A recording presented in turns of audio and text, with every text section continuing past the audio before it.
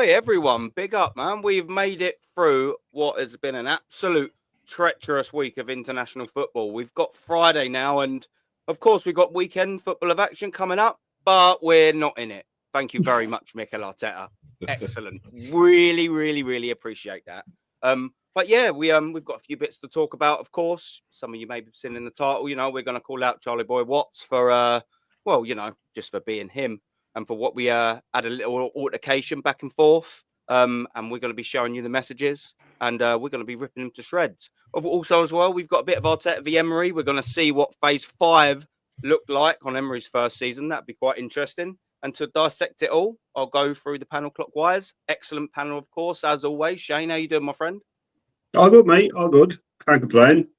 Looking forward to, tag teaming in for Charlie Watson for going through the Emery Arteta debate, which is a non-debate to me. But yeah, looking forward to it, man. Yeah. Now big up, and obviously it's a pleasure as well, and it's always a pleasure, Jez, as well for you coming in yet again for another stream. It's always greatly appreciated, my friend. How you been? Yeah, good, mate. Yeah, good. Yeah. At least we got the ball fest of international football out of the way. Doesn't float my boat at all, to be fair. Yeah. But I did watch a game the other night, a team that actually can get it over the line, and that's the Arsenal ladies. I thought they were excellent the other night, absolutely excellent. To come from 2-0 down to win 3-2, that's what a proper football team does. So, yeah, maybe we should bring a few of them into the men's team.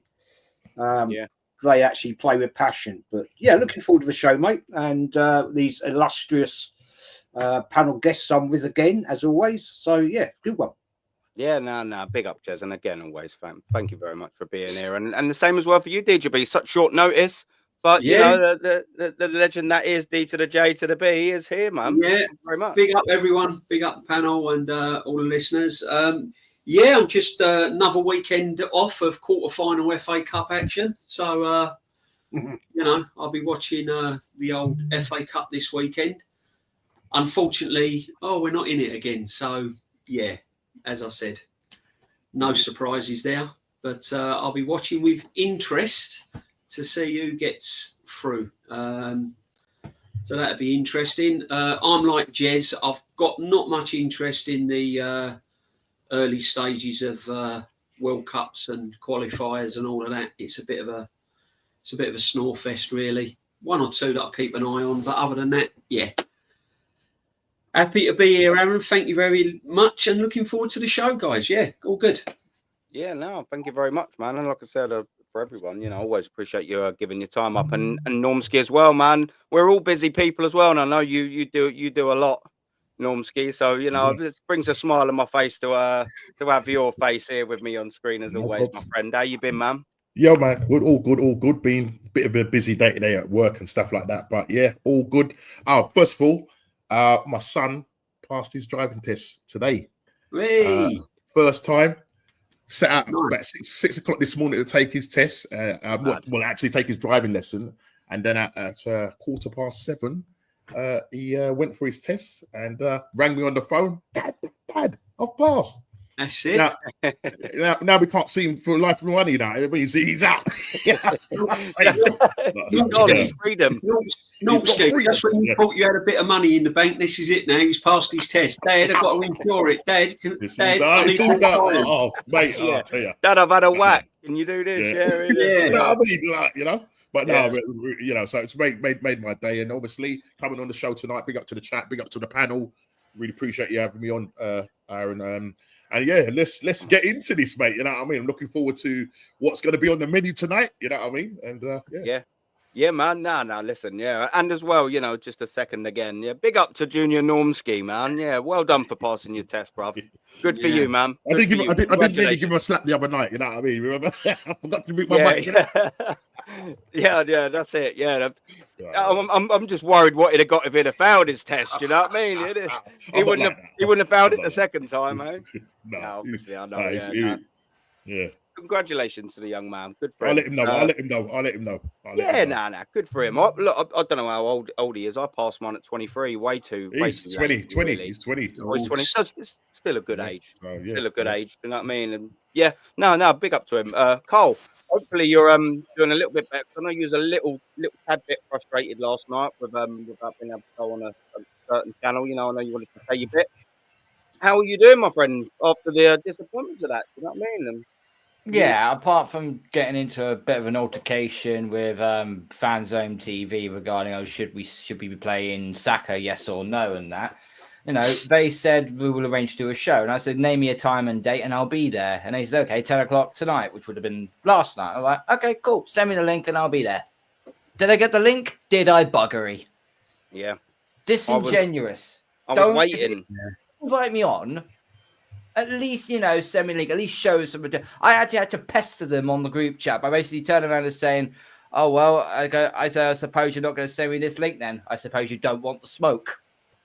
Yeah, that's it. They're bottled out, mate. Yeah. Bottled out. So yeah, quite upset about that because I could have done my own show last night and got more views, more subs. But yeah, so a night wasted. However, tonight will not be wasted. Yeah, good man. And do you know what as well? It's like one of them things. I think like the people with the opposite opinion to us, and I'm going to start with one of them, Charlie Watts, in a minute. What channel was that? Fan Zone TV. The two guys that run it is a Liverpool fan who's actually okay, to be honest with you. But then there's the Arsenal guy who is, I think he's got his head on back to front. That's the politest way I could say it, Jess. Yeah, I think a lot of channels like that. I think they're very, very, very comfortable in the zone of everyone around them thinks the same. And look, people might sort of say the same of me. I've got a panel of like-minded guests. However, I'm absolutely 100% happy to go on and have a chat with a gal, and I have done already. You know, I'm not afraid of that. I actually warrant it. When people come on with a different opinion, I invite them on. They just never come on. However, that other one, they just don't like our opinion. They don't like being challenged. And I think that sort of channel, they just nest themselves around people only that will ever think their way. I mean, that's fair dues to them. But yeah, I just don't think they like being challenged. I'm just going to come to the chat before I get started and say big up. Hello, Lawrence, mate. How you doing, buddy? Mob boss, how you doing, my friend? Hendo as well. Always a pleasure, mate. The assembled. Geezer. Ace, as always, OG in this chat, my friend. You will come on. Don't worry. The link will be in the chat. Macy, WWF World Wrestling Federation champion. Yeah, you will come on. Don't worry, my man. Joseph, all good, brother. Always good to see you, mate. Dazza, big up, my friend. And obviously, Dad's in the house, isn't he? Yeah, Aaron's cousin, international footballer. She did play for Arsenal as well. Yeah, I was saying that to. Did I say that to Lee off camera? I think her and Chloe Kelly used to go to football together for the Arsenal. Yeah, absolutely right. Yeah, and Aces, yeah, big up to you as well. Scott in the building. Hello, mate. What's happened with Charlie Watts? Well, I will get into that in just 2 seconds, my friend. Vic Sand, yeah, is another OG. Big up to you, Vic, man. Always good to see you in my chat. Nomsky's having a little like, and Miss Potts as well, my dear. How are you doing? And just what Miss Potts is saying, smash them likes, and I hope you're well, my dear. Always good to see you in the chat. So yeah, I'm going to start off with a little bit about Charles Watts. Now I'm assuming we all sort of have some form of grasp about Charles Watts. You know, he's apparently in the know. He's quite a well-known Arsenal journalist. He's in all the pre-match talks with Arteta, you know, asking all the questions. Used to work for Football.London, then Goal. Now I think he's freelancing. He's got a YouTube channel in which he has, I think, 110,000 maybe subscribers. And that's actually where me and him had just a very brief little back and forth. 1 second. Tone, big up, my friend. How you doing? All good. All good. Cheers. Big up, mate. How you doing, mate? Always a pleasure. Good evening, gents. So everyone's well. Love you here, my friend. Good evening, my friend. Yeah. So yeah, Tone, I was just sort of talking about Charles Watts. So I don't know if you know him or not. A well-known Arsenal journalist, let's just say. Anyways, I was watching his channel, as I always do, because as much as I love listening and always have done to the Kennys and the Jezzes and the Lees of this planet, because I associate my opinion with pretty much similar to them. As much as I like watching all of our opinions and all of our channels on air, I also quite like listening to the other side of the door, you know, just to sort of see open if they're going to change my mind. Let's have a go. So I was watching Charles Watts's video on Wednesday, and it was sort of about Saka and Odegaard and all of that sort of stuff. And it's something that's a channel as big as sort of his is portraying to a lot of Arsenal fans, and it just gave me the ump on Wednesday. And that was this specific phrase. Oh, well, you know, Odegaard is missing his mate in terms of Bukayo Saka. And I'm sorry, people, panel, I'm fairly sure you're all going to agree with me. I have absolutely had enough with the multiple loads of bullshit that all of these top gooners come out with. And it just sickens me. And sitting there and just think, he's a captain, crying out loud. Why is he crying? So I sort of thought, you know what, I'm going to message in. And I don't usually do that and give people time. But I thought, you know what, I'm going to message in the comment to Charles. And to my surprise, Charles wrote back. Okay, let's have a little look to see what old Charles was saying, because I'm gonna put it up on the screen for everyone. So I've wrote to him, yeah. I've wrote to him. Henry and Ashley Cole didn't cry when Pires was injured in 2002. They won the league. They won the league that year. They won the double. Odegaard had the chance as captain to step up and be the main man without his mate Saka. Instead, he has been cowardly. I thought, yeah, I'll just write that in there. Well, Charles wrote back, and guess what? Charles ate his Weetabix that morning. Absolute rubbish, mate. Okay. And have you seen or heard Odegaard cry? Now, come on, Charles, man. This is when I knew that we were going to get basement reactions from him. Have you seen or heard him cry? Already he starts with a ridiculously weak comeback, borderline pathetic. And Pires got injured at the end of March, not December. Right, stop. Okay, so they both got injured for 3 months. Odegaard's was in December. Pires got injured at the end of the season, towards the end of the season. You know, in the title running, you know, in the Champions League knockouts, in the FA Cup knockouts. He got injured, yes, in the most important fucking part of the season, Charles. What? Show me your logic there, please. And not December. He thinks that he's actually backtracking that. You're proving my point, Charles. And there was still, this is the best bit, people. And there were still plenty of other top-level attackers in 2002, unlike now. Oh, okay then. So you're telling me the geezer that has wrote your book on the Arsenal Revolution, and it's still here. Here we go. You wrote a book about all of this Arsenal Revolution, and it's still on sale for 20 quid. Would you believe it? It's actually got, look, a Sunday Times best seller. This absolute crap. This mutant, this goblin was writing this absolute nonsense. A bestseller. He's now telling me that this is the rise of Arteta's Arsenal. Yeah, this is a revolution. But while we're having a little Twitter exchange, you're telling me that we just don't simply have the attackers. How or why have we not got them attackers, Charles? I'm absolutely dying to know. Is it maybe because you're Arteta and his revolution just ain't revolutioning or something, Charles? I just don't quite get it. But you're happy to sell books at 20 quid and talk nonsense and peddle out crap to all your moronic Gen Z fans that ain't got a clue. They just want to be part of something. And now you're telling me we just don't have the squad for it. Why haven't we got the squad for it, Charles? I don't really understand, mate. Because if you're telling me that Arsenal are in a revolution, then we should be having that now, shouldn't we? It's phase 5, is it not, Charles? Now, listen, he's going unlike now. But don't let something like context get in your way or anything. Oh, well, so he's got his big boy pants on as well now, Charles. He's giving it the absolute baz, isn't he? So I just wrote back to him.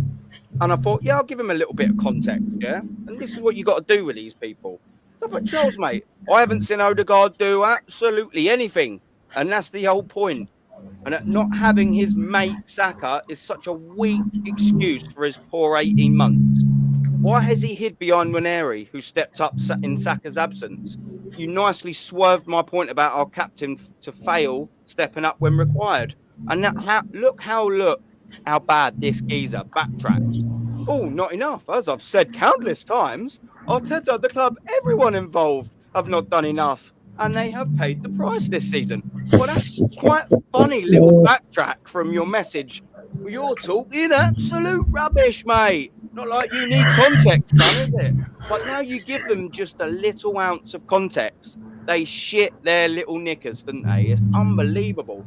So I wrote back to him after he'd wrote that, and of course you can see it. It's like, at least as a whole we can agree on that, because we can agree on that. They've all not done anywhere near good enough. But I bet your Revolution book still sells, though, innit?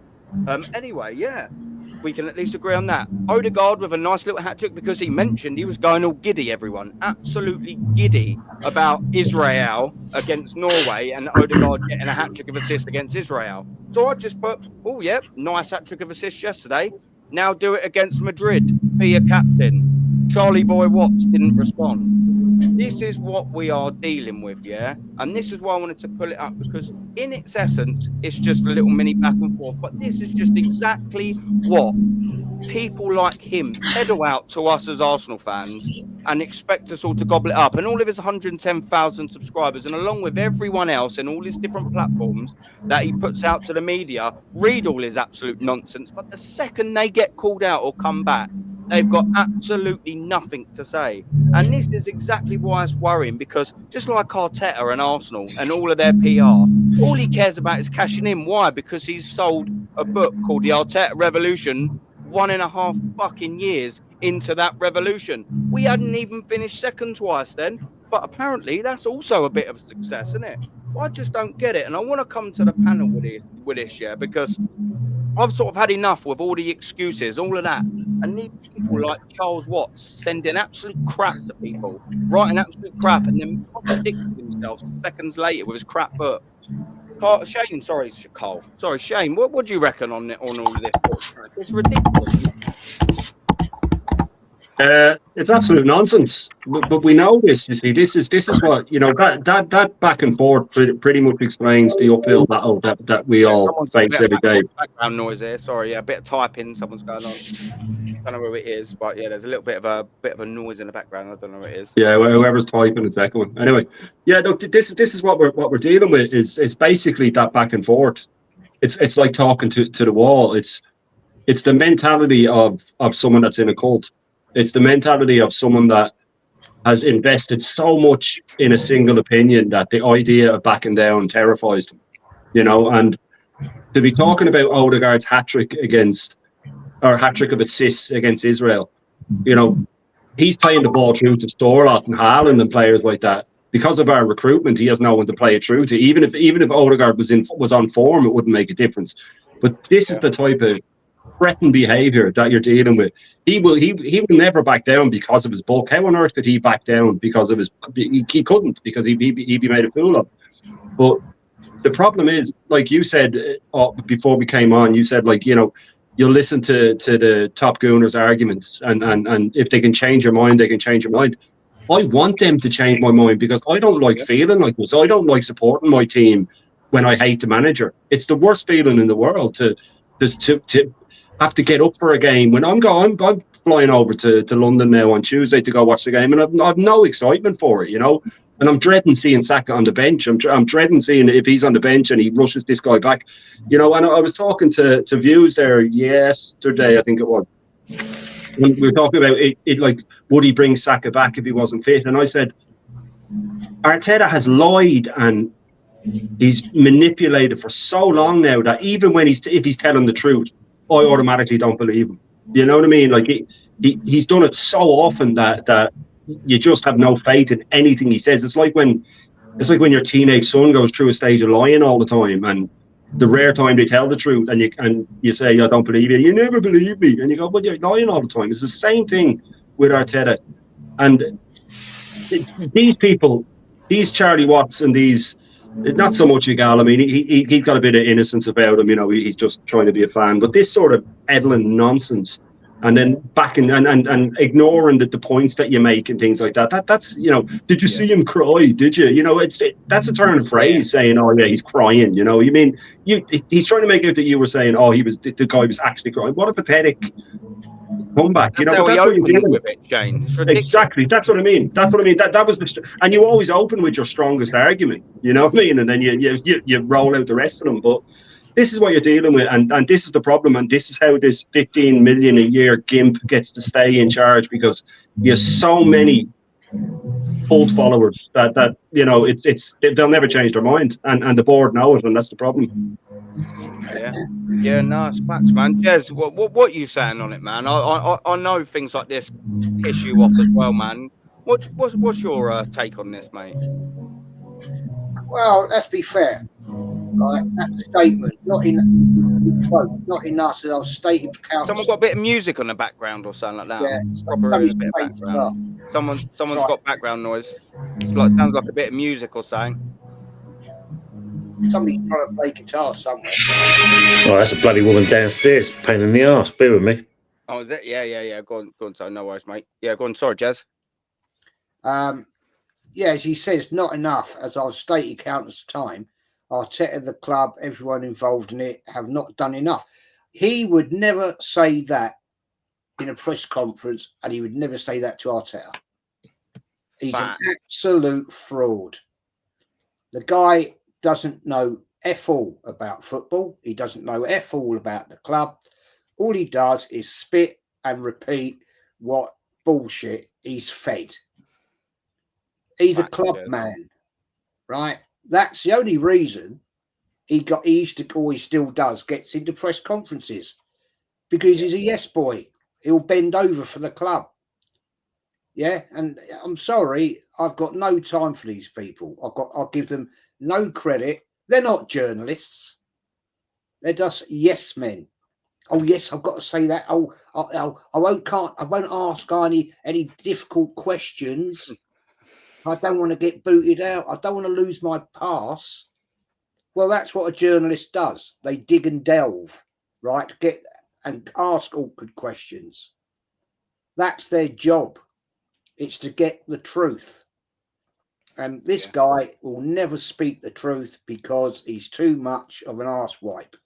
And yeah, I don't listen to them. I've got no time for them. I mean, that book, would I buy it? Not in a cat and owl's chance. Revolution. What revolution? What the revolution of making Arsenal shit? That's all it is. So no, not interested, man. Not interested. Yeah, listen, man. It's an absolute farce, the geezer. Do you know what I mean? Like, he's absolutely coining it from all the Arsenal fans while spitting all of this absolute nonsense. It is just nonsense. And do you know what I mean? The second you start calling him out, I'm surprised he started giving it a little bit of the Barry, like he like I said, like he had his Weetabix in the morning. Do you know what I mean? And then as soon as you shut them down, they don't say anything. And as soon as you start writing a little bit, they can't say anything. They disappear. Do you know what I mean? It's madness. What do you reckon, DJB, on it, man? I think the fact that he wrote a book, The Arsenal Revolution, tells you everything you need to know about this man. Yeah. I mean, the fact that he's even put that word revolution in a title containing Arsenal under this manager just tells you everything you need to know. See, the thing is, right, the problem is that he's in a long line of people on the internet, on YouTube, fans that just jump on bandwagons and don't really understand where the club has come from, the core roots of football, the core roots of any football club. And this is a guy just in a long line of people that just falls on the back of everything this manager stands for.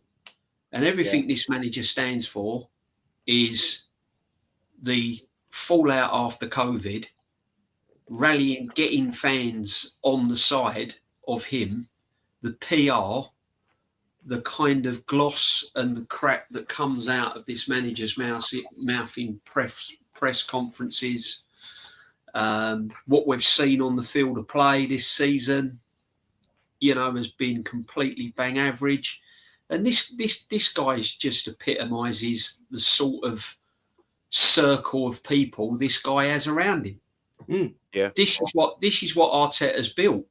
Yeah. This is why it's so hard to remove this guy, because he's built a whole circle of people and fans and certain content creators and all of that. He's built this whole kind of circle around him, and he's like Christ Almighty walking around the football field. Do you know what I mean? He's got that such bigger following. You know, I'm surprised that they haven't got like crosses and symbols of Arteta and stuff like that. And this guy just epitomises everything about it. I mean, you've only got to read some of the sentences in his book. You know, when he's coming out with the final of the European League, something has to, you know, and he's coming out with all. I mean, you've only got to read in this Sunday Times that you've got up there. Just reading the first few sentences. I mean, languishing eighth. He's talking as if Unai Emery was an absolute devil in disguise, you know, that was only appointed to make it worse at Arsenal Football Club. Unai Emery, factually, and this is facts, Unai Emery has achieved more than this manager will probably ever achieve. Yep. And this is a guy writing a book that says we was languishing when he took over. The word languishing is if to say we was in the pits, we was like, you know, we was finished, you know, we were like non-league, it was all awful.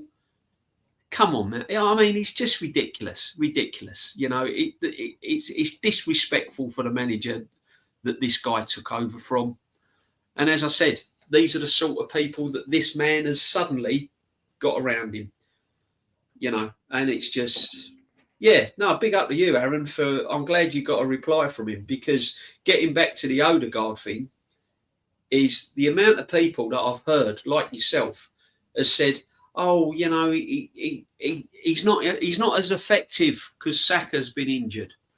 And it's all right them tracking back and saying like, oh yeah, no, it's not what we quite said. It's not what you have been saying it. You've been saying the reason why Odegaard is playing and performing like he is because he hasn't had Saka or he's missed Saka. And these quotes have been said time and time again. I've watched streams and this is what people have actually been saying. No footballer should rely on another player missing to perform. Pure and simple. That is the bottom line. And him, the captain of the football club, should not be relying on anyone. They should be relying on him, not him relying on other people to perform. They should be looking up to him. And this is where it's all got wrong. And this guy, as I said, he's just in a long line of bandwagon people that just jump on, say the right things. Half of them are on the payroll. They don't want to upset anyone, but they know this man ain't right for the job. They all know. So, yeah, that's where I'm at. You've only got to read that middle paragraph there. Says it all. Yeah, exactly.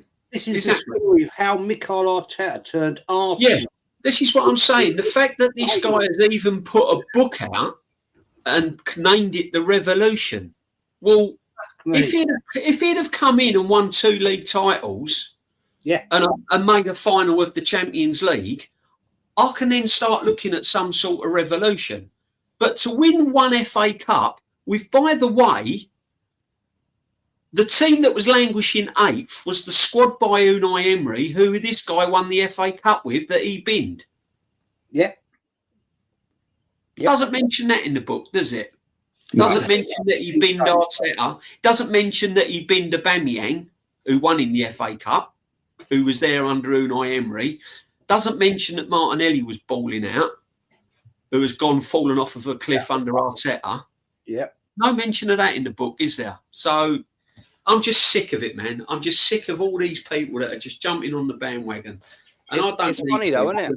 You know, it's ridiculous. I go every week and I have been for 50 years, so I don't need to jump on the bandwagon. If anyone wants to come and meet me at the ground, they're welcome to come and meet me at the ground. You'll only last about 5 minutes. Yeah. Yeah, listen, facts, mate. It's laughable. This whole, I mean, I haven't read the book. I have no intentions of reading it. I'm not interested in his waffle, his lies, bullshit. Yeah. Right? Yeah. I mean, fact, absolute fact. The other night, Tuesday night, you, me, and Kenny went through. Yeah. Right? Our best 17-man squad. Yeah. And not one of these current players got in our squad. No, none of them. What does that say to you? Because the fact remains. And this is a revolution. Yeah, that's what I was going to say. Yeah, what a revolution. The fact Sorry, that the guy sold better players, never replaced them. Yeah. Yeah. And I think with your knowledge, Kenny's knowledge, and my own knowledge of between us, probably 150 years of watching football combined. Yeah. We've got a better knowledge of this club than this clown, right? And not one of these current players. And we mentioned a few players from the current squad, never got in our best 17. Exactly, mate. And the thing is, though, as well, though, guys, I mean, what you got to realise as well is, you know, this guy's he's just pumping out content, and he's got all the fact that he's got all them followers, and all those followers are happy for Arsenal to finish runners up. Yeah. All those followers, most of them that think that finishing runners up and finishing second, third, fourth, making the Champions League is progression. And this is where the club is. And can I just say as well, though, what sickens me as well about people like this and a lot of the followers that he's got and the fans of Arsenal Football Club is the disrespect they have for other teams is an absolute joke. The disrespect they have for teams like, you know, the West Ham, Nottingham Forest, people like this, and they all think that, you know, we've got the divine rights, we're Arsenal, and we've got the divine right. You're living in the past. We haven't done anything for 20 odd years, guys. Look at the facts. The club is mediocre as it stands right now with a mediocre team. Simple as that. Yeah. No, listen, it's facts as well. And to make a little point on it as well, that's why I wanted to get his little best time in selling bits up. So one, obviously, people can just have a little read. And like I said, you've all been reading it on the panel in the chat, just at what nonsense this geezer is coming out with. You look at it, come out on the was it in August? Was it sometime in August? I think it says, August 28th, 2023. Like we'd finished second place once, and that's a revolution. And bearing in mind, he's probably writing it for a year. Bear that in mind. So he's writing probably that easily for a good year. Yeah. So that means he's probably maybe at least at the bare minimum started in 2002. How did that go? We finished bottled of fifth place. Boys, at the end of that season, a year before this book came out, easily he was working on it for a year. There's no way that he was only working on it for a couple of months. It probably reads like he was, but it's ridiculous, mate. And you sit there and you just think as well with the points here that you've all made, especially you, DJB, when they use the word, and I was going to go for it as well, and I'll go back in, languish in 8th in the league. I can't remember the exact points. I just tried having a quick little look, but unfortunately... And look what he's wrote. Yeah, I mean, look what he's wrote here. Emery's 18 months of Arsenal boss seen the team and the club go backwards. Yep, mate. These are the exact points I'm going to hit on. If I was Unai Emery reading this, I'd be getting my lawyers out. Yeah. That mate, I'm not joking. Those words there from a man that obviously seen the team go backwards. Well, where's it gone now then, my friend? Where is it now then? DJB, he doesn't need his lawyers in because he's been continuously kicking our ass since we sacked him.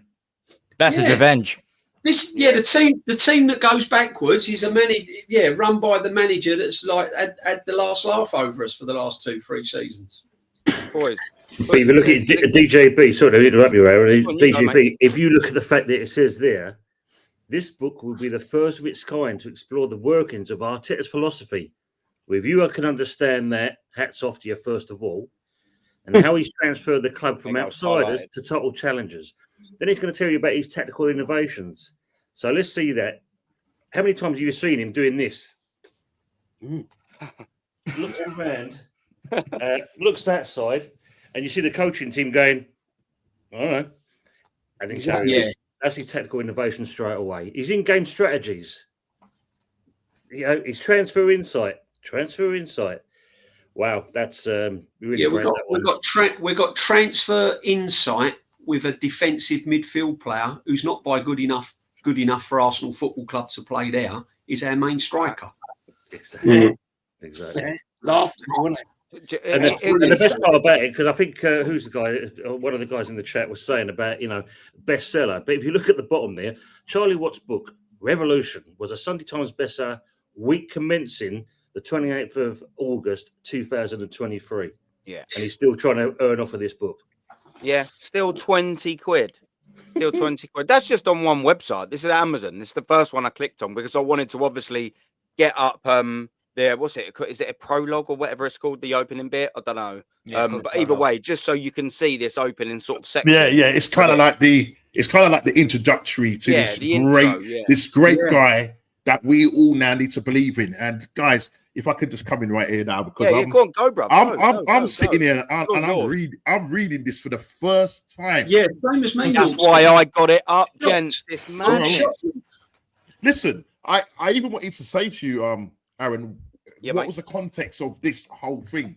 And I'm so glad you didn't say anything to me, because sometimes you say something, then you've then made up your mind what you're going to think. Now I'm looking at this first of all, and bro, this is an autobiography, I would assume, because if you're writing a biography, you're sitting down with the guy, and he will tell you about his story and whatever. Yeah. Now, if Arteta had anything about him, if he had any integrity, people, if he had any integrity, he would go back to Charles Watts and say, guys, Charles, this is not really me. This is not really me. I think you got it wrong. Yeah.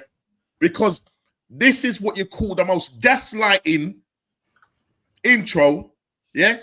If nobody didn't tell me, I would think this guy was the greatest manager since life's bread.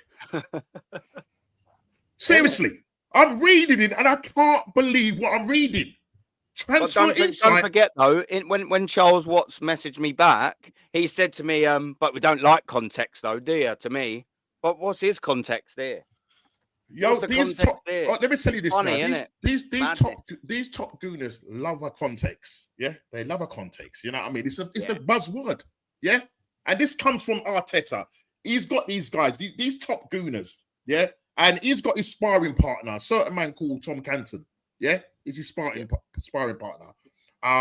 And these guys, I don't know what it is. If he's, about me when I talk about plugged into the matrix. Nesta says it as well. They're plugged into the Arteta matrix, and they just cannot see anything wrong with how this guy is running this club. It is unbelievable. We see things with our eyes. We speak facts. Yeah, but they live in hope and copism. That's what they live in. They're hoping that this guy will make it work. And as you said, DJB, looking at this, it's like if I was Unai Emery, I'd be calling this man and saying, "What, you're slandering my character? This guy, I'm telling you now, people, this guy cannot tie Unai Emery's bootlaces, mate. Yeah, he cannot tie Unai Emery's bootlaces. Much more Wenger." Right, honestly, I'm reading it. That's why I was in silence. I'm like, the same as me. It's the first time I've seen it. Really? Really? Yeah. The problem with it, though, the problem with in-game strategies. What's the in-game strategy? 4-3-3, 4-3-3, 4-3-3, 4-3-3. No. Don't forget, it's all about your light bulbs and your lemons and all that. Mate. That's the in-air strategy, doors, mate. I still got my light bulbs. My light bulbs are here. Exactly. Yeah, that's light bulbs. But and your sound system on the training ground singing. And the sound system, you never walk alone. Yeah. Look, but unfortunately, full well, there are certain Arsenal fans that actually buy into this. That's what I've been saying, yeah. And that's the worst thing about it. I mean, don't get me wrong. I mean, I've got some really good Arsenal friends, and also Aaron, Jez, and obviously I know Norski, you've been on the show. Carl spoke to you. DJB, I've watched you with Jez. You guys are great at what you talk about, and you talk because you're real fans. But when you look at some of the other people, you think to yourself, you're just, you're buying into the Arteta, as I call it, the dark arts. They definitely buy into this man, but I don't know. He can not just walk on water. This bloke can walk on anything, and he seems to get away with it. Yeah. Mate, it's absolute madness, though, isn't it? You look at a lot of the paragraphs on there, and the one that makes me sort of laugh. Is that whereas, with the including bust-ups, COVID, the disappointments, ever got wins? Wins? Wins? He's put an S on the end of wins. What's he talking about? Yeah, no, He's forgot won to it mention- once with Unai Emery's team, where he's No, he slagging forgot- off in there, and then he forgot- ain't got past the 4 fucking rounds since. He What forgot we the dog. He doing forgot the here? dog. I think he was talking about the dog. Like, But come don't on, forget what we doing the two other. Don't forget the 2 trophies. Don't forget the other 2 Oh, yeah, things yeah, as yeah. well. Plates, so Oh, yeah, yeah. forgot about the 2 I plates, forgot yeah. about the charity shit. Revolution. That's what that just that word. Why? Just that word. Why? really No, winds just me up. that word alone. Just that word Yeah. alone. You're right, DJB. Just that word alone. How is this Winds me a up. revolution? How is finishing 8th twice, bottling the league twice, not in a league title race? How is that a revolution? I don't know. But you know what it's all about? It's about phase 4.5. That's what it is. It's about 4.5. This guy cannot. And as you sorry to cut you, in that exchange that you had, Aaron, with him on X, yeah, Yeah. I can't remember who said it. There's no way on planet Earth that guy would be saying that in a press conference. Yeah, that's exactly what Jez said. And it's facts, mate. He ain't got the bollocks to do that. Right? Of course he hasn't. Because these guys, He admitted. listen, Yeah, they go on, speak sorry. at the Go on, side. They go on. speak at the side of their mouths. Yeah, or I normally say it on my channel. Man speaks with forked tongue. Yeah, these guys speak with forked tongue because if you really was to sit them down and really ask them what they really thought, yeah, they're already in it there to get themselves in the Arsenal, whatever playground, Arteta's playground, get in there with the big boys.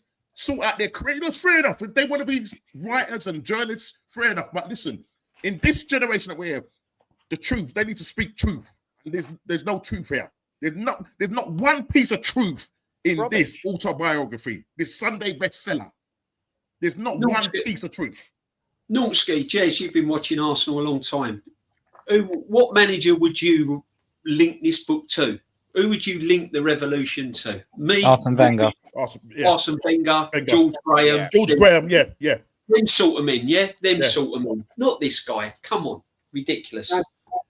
You could even throw into that one there, DJ, right? If you want to go back and really look at a revolution, you'd have to say Bertie Mee, because Arsenal. I know much about, but I know, yeah.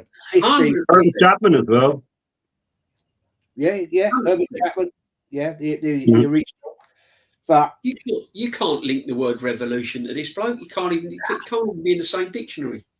The only way you could, DJB, is that revolutions in history have cost millions and millions of pounds. That's the only way you'll link a revolution to Arteta, is the amount of fucking money he spent. Mate, it's an absolute fact, man. Yeah, just before I jump in again, people in the chat, we've got in total across the channel 70 people watching. 1, absolutely phenomenal. 2, like and subscribe to this stream, and don't you dare forget to like and subscribe to the boys as well. I've just posted all the links out there, and they will be made available in the description, of course. Yeah, man, this is sort of all madness when we're talking about all these revolutions and things like that. And I want to jump back on the on this.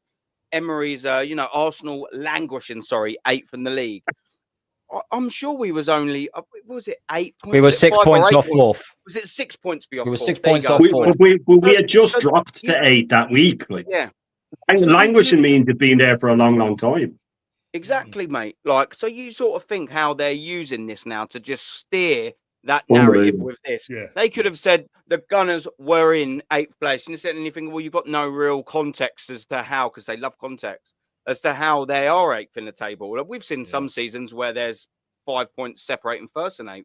Look at sometimes in the Championship. I mean, sometimes there's 5 points separating 1st and 10th. But look, that languishing, which means, oh my God, what a horrendous season, because they're languishing there. 6 points, like Cole just quite rightly said, 6 points off. Languishing is where Ipswich that's are. halfway through the Languishing season is as where well. Southampton are. Languishing is where Man United and Spurs are. Yeah. Not where we was. Yeah. Languishing means you've been there a long time. Yep. You know what I mean? That's the thing. If we had literally just dropped it, if they want to start getting like that, then we're closer to 10th this season than we are to 1st, points wise. The line, playing unimaginative, pragmatic football. I'm sorry. Sorry? Sorry? Okay. What we playing now then? Staggering. Mate, Crazy. it's ridiculous, like I said, and I'll jump on that as well. And I will be looking, because I've just seen someone start a channel. We will get into that, DJB. I will get your link out there, my boy. Good. A little bit. Not quite started yet, guys. Not quite started yet. You're gonna fly, DJ, mate. You're gonna fly, bro. I think I've sent you the wrong link, Aaron. That's why I've just seen, sir. That's what I've just seen, sir. Yeah, he's gonna fly, bro. Depending on what we finish, I've got obligations at 10 o'clock. But either way, if we'll find either an opportunity later or tomorrow or whatever, give me a call on the phone and we'll talk. We'll set up a link and we'll get it sorted, DJB, and I'll get your link in there, my good sir. But buzzing, man, that's the first little bit, mate. Getting that in there. And I can't wait to be a part of what you got cooking up there, my friend. I'm sure your channel will fly, because you know what? Definitely. 50 years of going to the stadiums and games built with all of the IQ, like Jez, like the boys all there, you know, the Kennys, Normski's got all the knowledge as well. Do you know what I mean? For them years. Yeah, man, we all need to hear people like you, Jez. That's why I love that show. And as well, people just diverting slightly off of it. Go and watch Jez's show, the old school show with Kenny. Amazing. JB, for crying out loud. Go and bloody watch that show, because just trust me, you've got 3 people with IQs bursting out their skulls like you don't ever see in the fucking life of YouTube. You won't ever see in the life of YouTube or the world of YouTube, because there's no other 3 that do it. It's a one-off. Go and bloody watch that stream, for crying out loud. But getting back, and I will sort of digress from the DJB thing. I'll get your link in there, my friend. Just give us 2 seconds. We'll have to do some computer playing first. But yeah, you know, just sort of swapping over here. Fan revolt. Let me just get this back over here in the middle paragraph. I'll highlight here. Fan revolt. Well, Charles, your revolution ain't going to be too far away from another one, kind sir. Let me get that absolutely right, because people are already slightly starting to turn now. I mean, there's high mass amount and numbers of absolute moron Arsenal fans that are still not ready to be unplugged. But listen, there will be a revolt coming if there isn't any more success at the end of next season, which there probably won't be. Why? Because Mikel Arteta's in charge. That's obviously why. Why do I say that? Because he's had 5 full seasons and he ain't done absolutely anything in either of them. It's absolute sort of madness where we go from here. Look at how evil this is. Can you see that on screen? I've highlighted it. Playing unimaginative, pragmatic football. What are we doing now then, boys? What are we doing now? Are we playing imaginative, fantastic attacking football now, are we, Charles? Well, because, you know, I'm sorry, my old good chum, but we are playing unimaginative, pragmatic football at the minute. And guess what? We ain't doing nothing with it, my man. We are a million miles off of where we need to be. And when you start writing this book, I don't know what drugs that you're on. Send me a number. I want some of it. But I mean, they must be some sort of good shit, because I mean, it's just almost absolute madness. And this is sort of what tie it on. Well, Aaron, look at the last line of that paragraph. Look at the last line. Something had to change. A fresh head with a fresh ideas. A new leader. A new leader. Thank you, Tony. I was going to end it, but yeah, thank you, Tony. That's the killer there. That's the line right there, Tone. Smashed it. Did you know? Sorry, Aaron. Did you know what the thing is, though? Familiar, in it, boys. Go on, sorry, Shane. What did you say, bro? Yeah. Sorry. I don't mean to cut in. Like, this guy, right? He's a sleazy journalist, right? And you know, they have all the spine of a jellyfish. These guys, and he's. We were discussing it before, and we said that Arsenal must have a pit bull of a press officer, because they never let in any journalists who ask serious questions.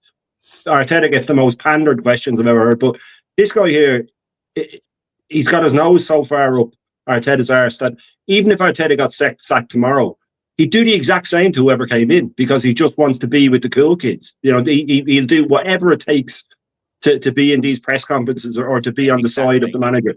So as soon as Arteta's gone, he will bury his nose in the hole of whoever takes over, and he'll do the exact same thing. Yeah. No, absolute facts, man. Big up as well the Southern Gooner, Matty. If you haven't already, and you should already have done, go give Matty a subscribe at the Southern Gooner. Absolute legend. And I'll tell you what, you will never hear a caller accent in your life. The shyster, absolute geezer. Your brothers had to pull over I was almost going to do it all in his accent then, but I'll butcher it. I'll just stick with my. You want me to say it? You want me to say it? I love Matty's accent. It's just gold, mate. man. Gold. You brothers had to pull over and leave this comment. Cheers, brother. Always welcome you being here, my man. You telling me 750 million and playing a defensive midfielder is a revolution? He added he added onto the midfield bit as a striker. As a striker, he had to correct himself. Yeah. Was it a revolution? And when we knew that this summer we needed a striker, so what we done was we let Eddie Nketiah go, we let Nelson go, we let Vieira go, we let ESR go, and we signed a centre back that we play at left back and he can't defend, and we signed a shit centre midfielder who can't play centre midfield, and we play him up front and he can't play up front, and we don't sign a striker. What a revolution. Do you know what I mean? What we're doing here, but it's available in Amazon. Everyone, $19.99. What an absolute pile of shit! I wouldn't even wipe my ass with it. What an absolute load of crap that. Aaron, I'm so glad. I don't know if any other channels are doing this, which they're actually. Sometimes you need to scrutinize a book, critique things like this. Yeah. This is just the introduction, mate. Yeah, and it's just pure lies. Exactly. It's pure lies. Yeah. I'm just going to come to the chat, and then I'm going to slightly sort of move it on, but not too far on, because my next topic links in quite nicely with it. But I just want to say hello to the chat, and as always, big up, man. Thank you very much for all the views. You're absolute superstars.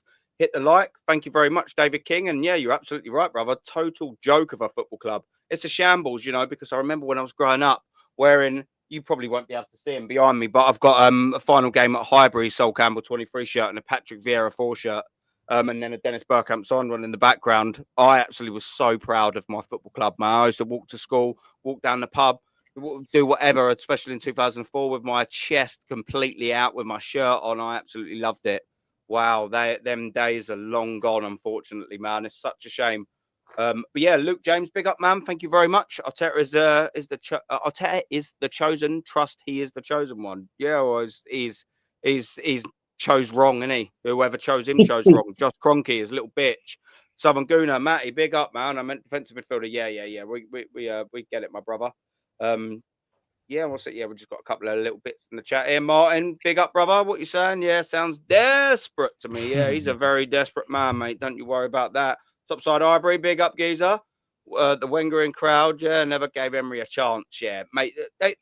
To be fair, like I was one, and when it come to the Emery bit, mate, I wasn't really a sort of a fan. I couldn't really sort of see where he's going. But I tell you what, I'd have kept him if I knew Arteta was coming in. I can promise you that, mate.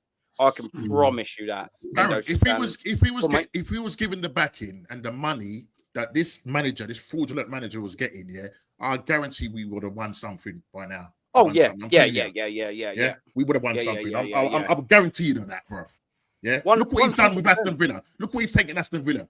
When he took them over. When Steven Gerrard left there, they were sitting languishing above relegation. Look what this guy has done. Villarreal had never won a trophy in their history. That's what I call a revolution, yeah? No, Villarreal never won a trophy in their history, and he won a European trophy. Right. What we're doing here? Arteta won a FA Cup with his with his team. Like what we actually doing here? Dave King, big up, yeah. In the process, we trust. Yeah, absolutely right in it. Yeah, David King. Yeah. Get out of the club. Well, I don't know. Yeah, whatever.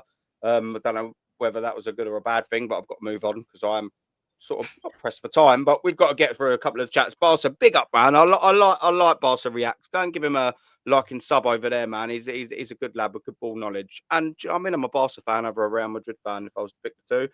So last season it was Pep's fault because he's too good. This year it's Emery, LOL, Manta Joker. Yeah, well, they're all absolute jokers, mate. DJ Craig, big up, brother. How you doing, my friend? Bradley Driscoll, what you saying? This Charlie has been drinking the Arsenal Kool-Aid, mate. Honestly, mate, there's something in the water at the Emirates, mate. And I'll tell you what, that water's about £5.50.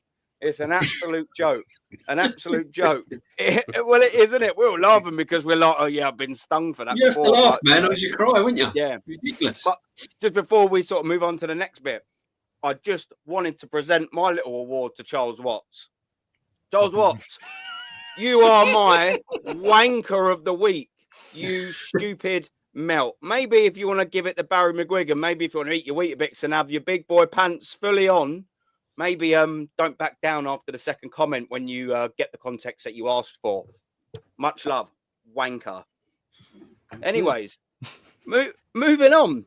We're sort of going to steer quite sort of close to the Emery sort of Arteta thing, because the next thing I want to talk about is this. And let's get that picture off.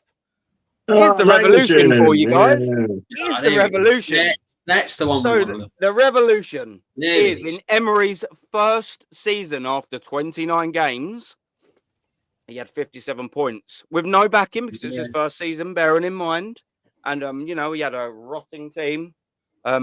Guess what? After 29 games, we're in phase 5. 5.5 years later, he's managed to amass 1 more point. What a fucking revolution. Jez, what we saying with these numbers, man? Because this just kind of this math ain't mathing. So for all these people that are like, we've got progression. Yeah, 1 point. Half a decade. 750 million. Uno pointo. What we doing, Jez? Come on, man. It's not making for good reading, is it, my brother? Well, yeah. I mean, I actually liked Emery because actually, Axar, he got us to a European final in his first season. Right? All right, the team didn't turn up. That wasn't his fault. They basically just didn't bother. And let Chelsea have an easy run that night. Embarrassing. That was the club. That's the team. Right? And if people want to put that on Emery, that he wasn't a good manager, then you don't know fuck all about football. The man was a proven winner. And when he left Arsenal, right, after he was booted, he went and did it again. So what we're saying, they, at Aston Villa, are in a quarter-final. Let's play it right. Who got Arsenal to the quarter-final of the FA Cup that Arteta won? Emery. It was Emery that got us there when he took over. Right? So, come on. You can't just twist things around to suit your fucking selves. Jez, sorry to cut you off, buddy. It's 2 quarterfinals he's in this season because he's in the FA Cup as well. Just saying. I'm sorry, mate. I meant the FA Cup. Sorry. It's 2 quarterfinals he's in, isn't it? That's it. Makes your point even more valid, Jez. Do you know what I mean? Yeah, Revolution. Sorry, I should have said I was referring to the FA Cup. That's what I meant. Because that's the only thing that Arteta's won at this football club. Yeah. And it was Emery that got Arsenal into that when he got the bin. So, what we saying, gentlemen, that this guy, Arteta, is revolutionised Arsenal. Yeah. What's he done? He's brought in shit players, and he's bought them. It's he's part of the gang that chose those players. So are we now got to bow down to this great manager? No. I tell you, you were quite right, Normski, when you said if Emery had been given $750 million, right, and he'd had the right to choose the players he wanted, I am convinced he would have won, out of the last 2 seasons, he would have won a Premier League. No question about that. Because he's not the sort of manager that will bottle it. Because this manager is clueless. He's got no tactical... we've all seen it. Right? I said it on a live stream I did. Look at him. It was just after, it was about 70 minutes into the game. And he was looking at Airport Albert like that, and Airport Albert's going, I don't know, because he was looking at his own bench, Arteta's bench, and you could see him thinking, oh, fucking hell, who do I bring on here then? What do I do now? Oh, shit, oh, fuck me, I don't know what to do. This guy is a clown, he's clueless, and unfortunately, I think we're going to be stuck with him for another season of failure. Because how can you possibly say he's a good manager when since he won the FA Cup and I hate saying it, but you know, he did pick the trophy up. We hadn't got past the 4th round. Yeah. It's And that's embarrassing. Arsenal Football Club, who've won more FA Cups than any other English team. English FA team, I mean, we've got to include Cardiff City in that. They beat Arsenal in 1927. But the fact remains, he's one of the worst. He has got one of the worst records of any Arsenal manager since 1954 in the FA Cup. Yeah. What we say there? This guy is a proven winner. Is he fuck? He's shit. And I did not understand how any real Arsenal fan, I mean real, everybody that's here, excluding Tony, of course, is a real Arsenal fan. Because we can see through it. It's like looking through a bloody window and saying this guy's a fucking idiot.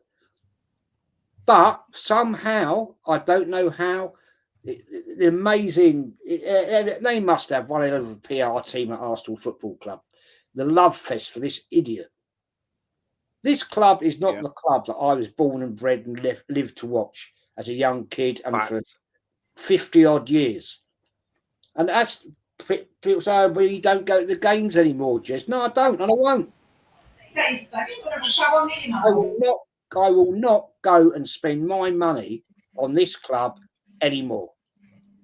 It's just not worth. I admire DJ, I admire you, Nonsky, and all you guys that go.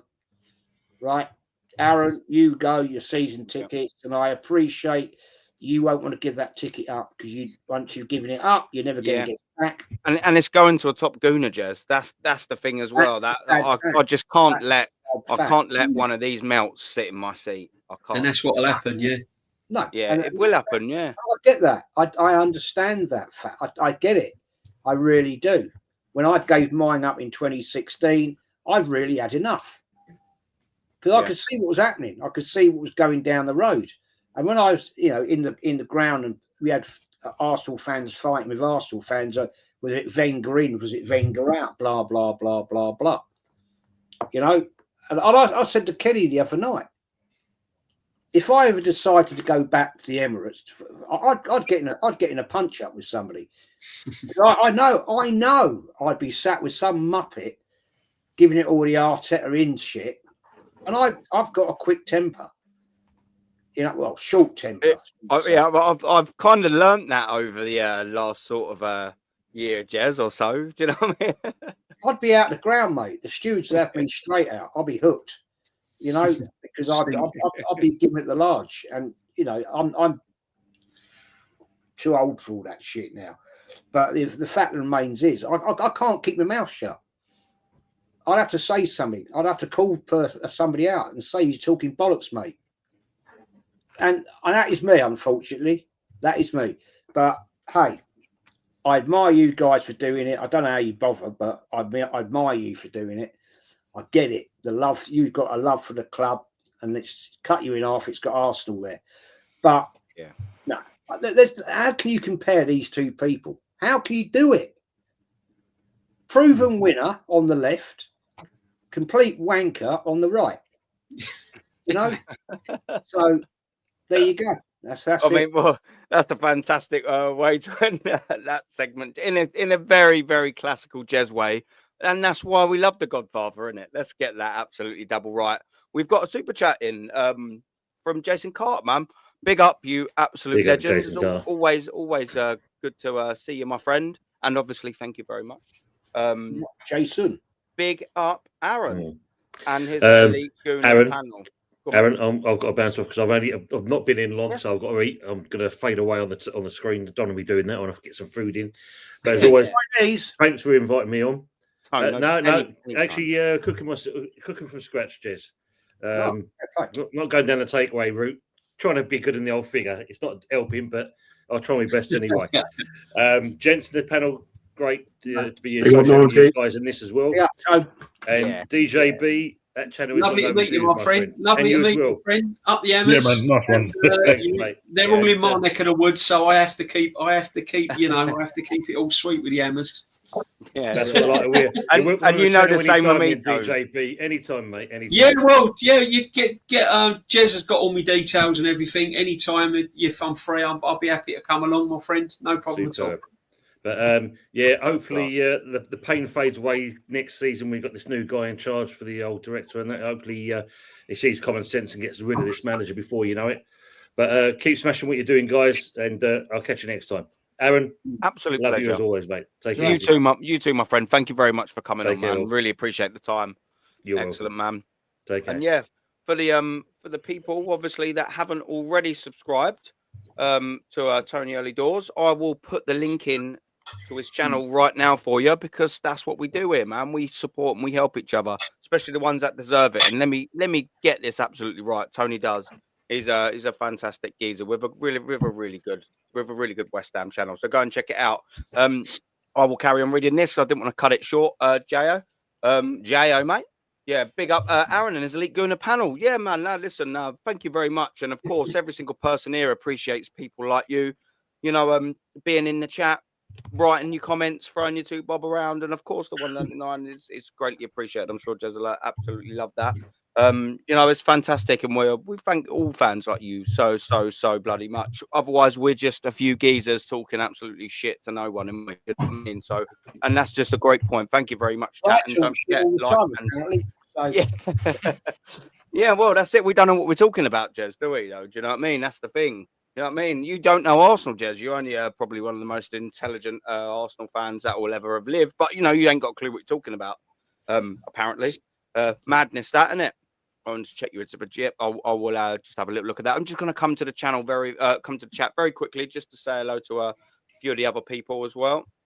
Yeah, big up, Josh. How you doing, mate? Big up, gents. Have we discussed the Arsenal dating show?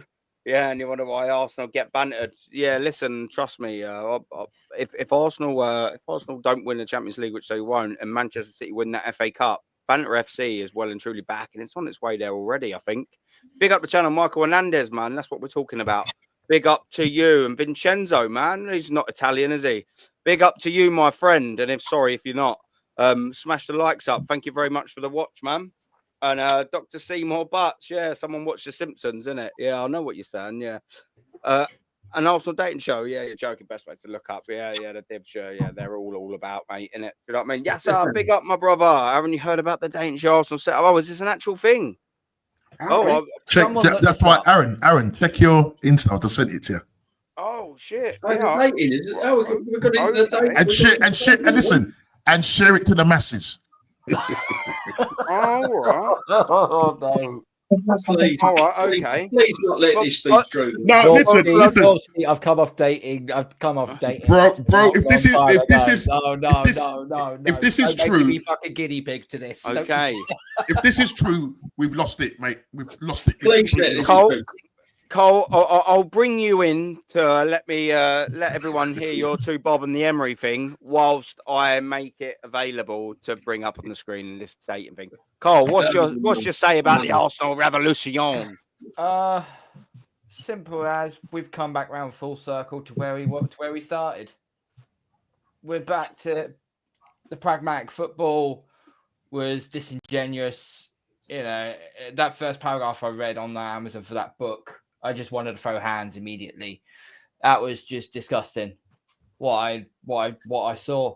And the fact this manager wants to continue on gaslighting, talking absolute gibberish and rubbish, you know, to us as the actual fans, to actually say that no, what we're doing is actually the right thing. Well, it clearly isn't. Your tactics are not good enough. Your in-game management is absolutely shambolic. Your player personnel is atrocious. We don't need to know about forget the Saka injury. You know, you look at the multiple injuries that we have with Tomiyasu, with Thomas Partey, Gabriel Jesus on his fourth surgery, for crying out loud. You know, let's not cover this with anything, right? And the account of the 22-23 season. What, you mean the season where we were with 9 games to go, we were 8 points clear and then we bottled it?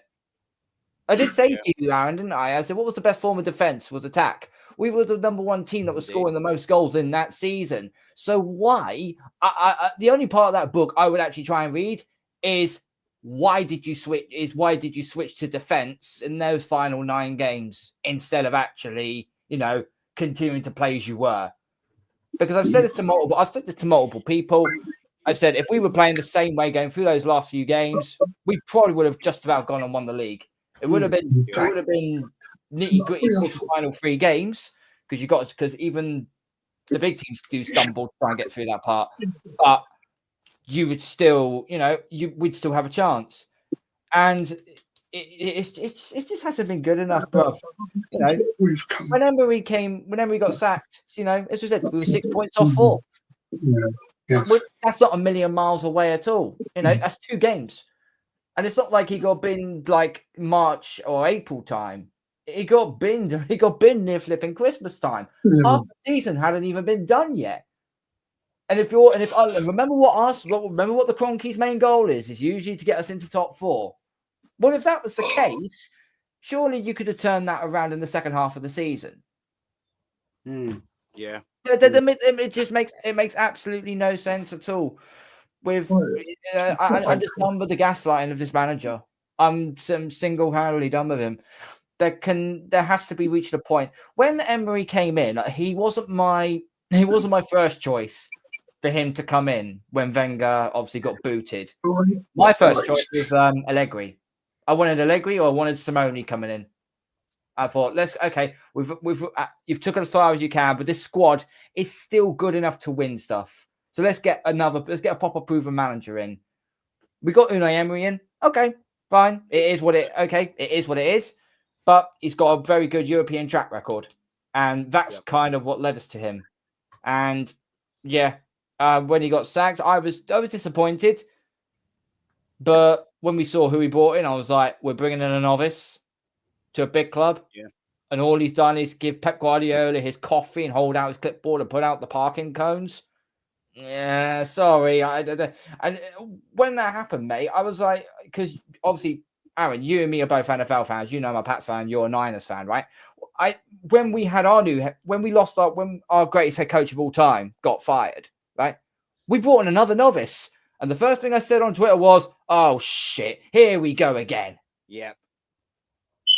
Lightning striking twice. Lightning striking twice in 2 different sports. Yeah. Do you know what? That's why, sorry to just quickly cut. That's why I'm very, very, very glad that Arsenal signed Berta. And because you just sit there and you just think the best thing about signing Berta, not was just the fact that he's got a CV, but the fact that Saka or Rosicky weren't given that bloody job. Because we could all see that from a bloody million miles off.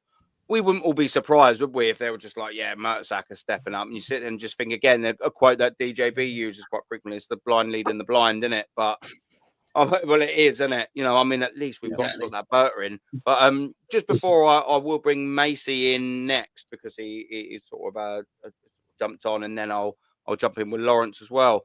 I listened and I put it up.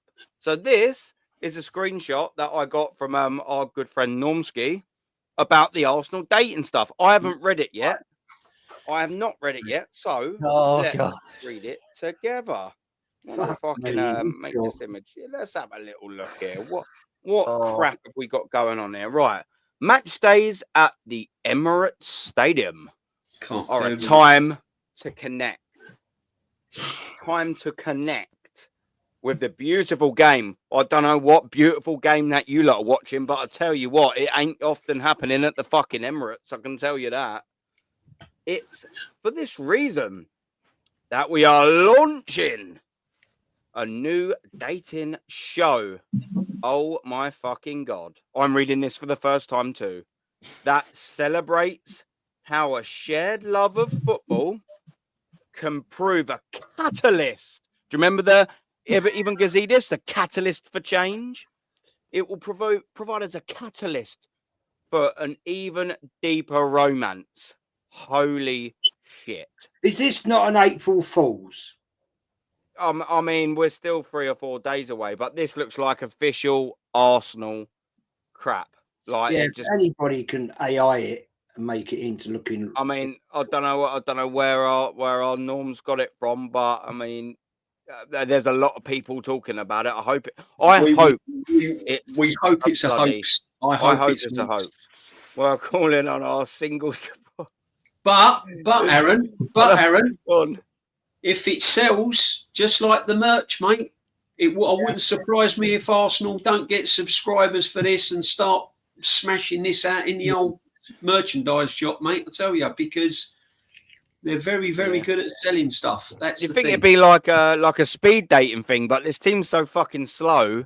Do you know what I mean? It probably replicate that like slow dating. Do you know what I mean? Where you just have to sit there for 45 minutes. Can you imagine it? Can you imagine it? You've just come out of the worst relationship of your life and you marry into this one. God, fuck me.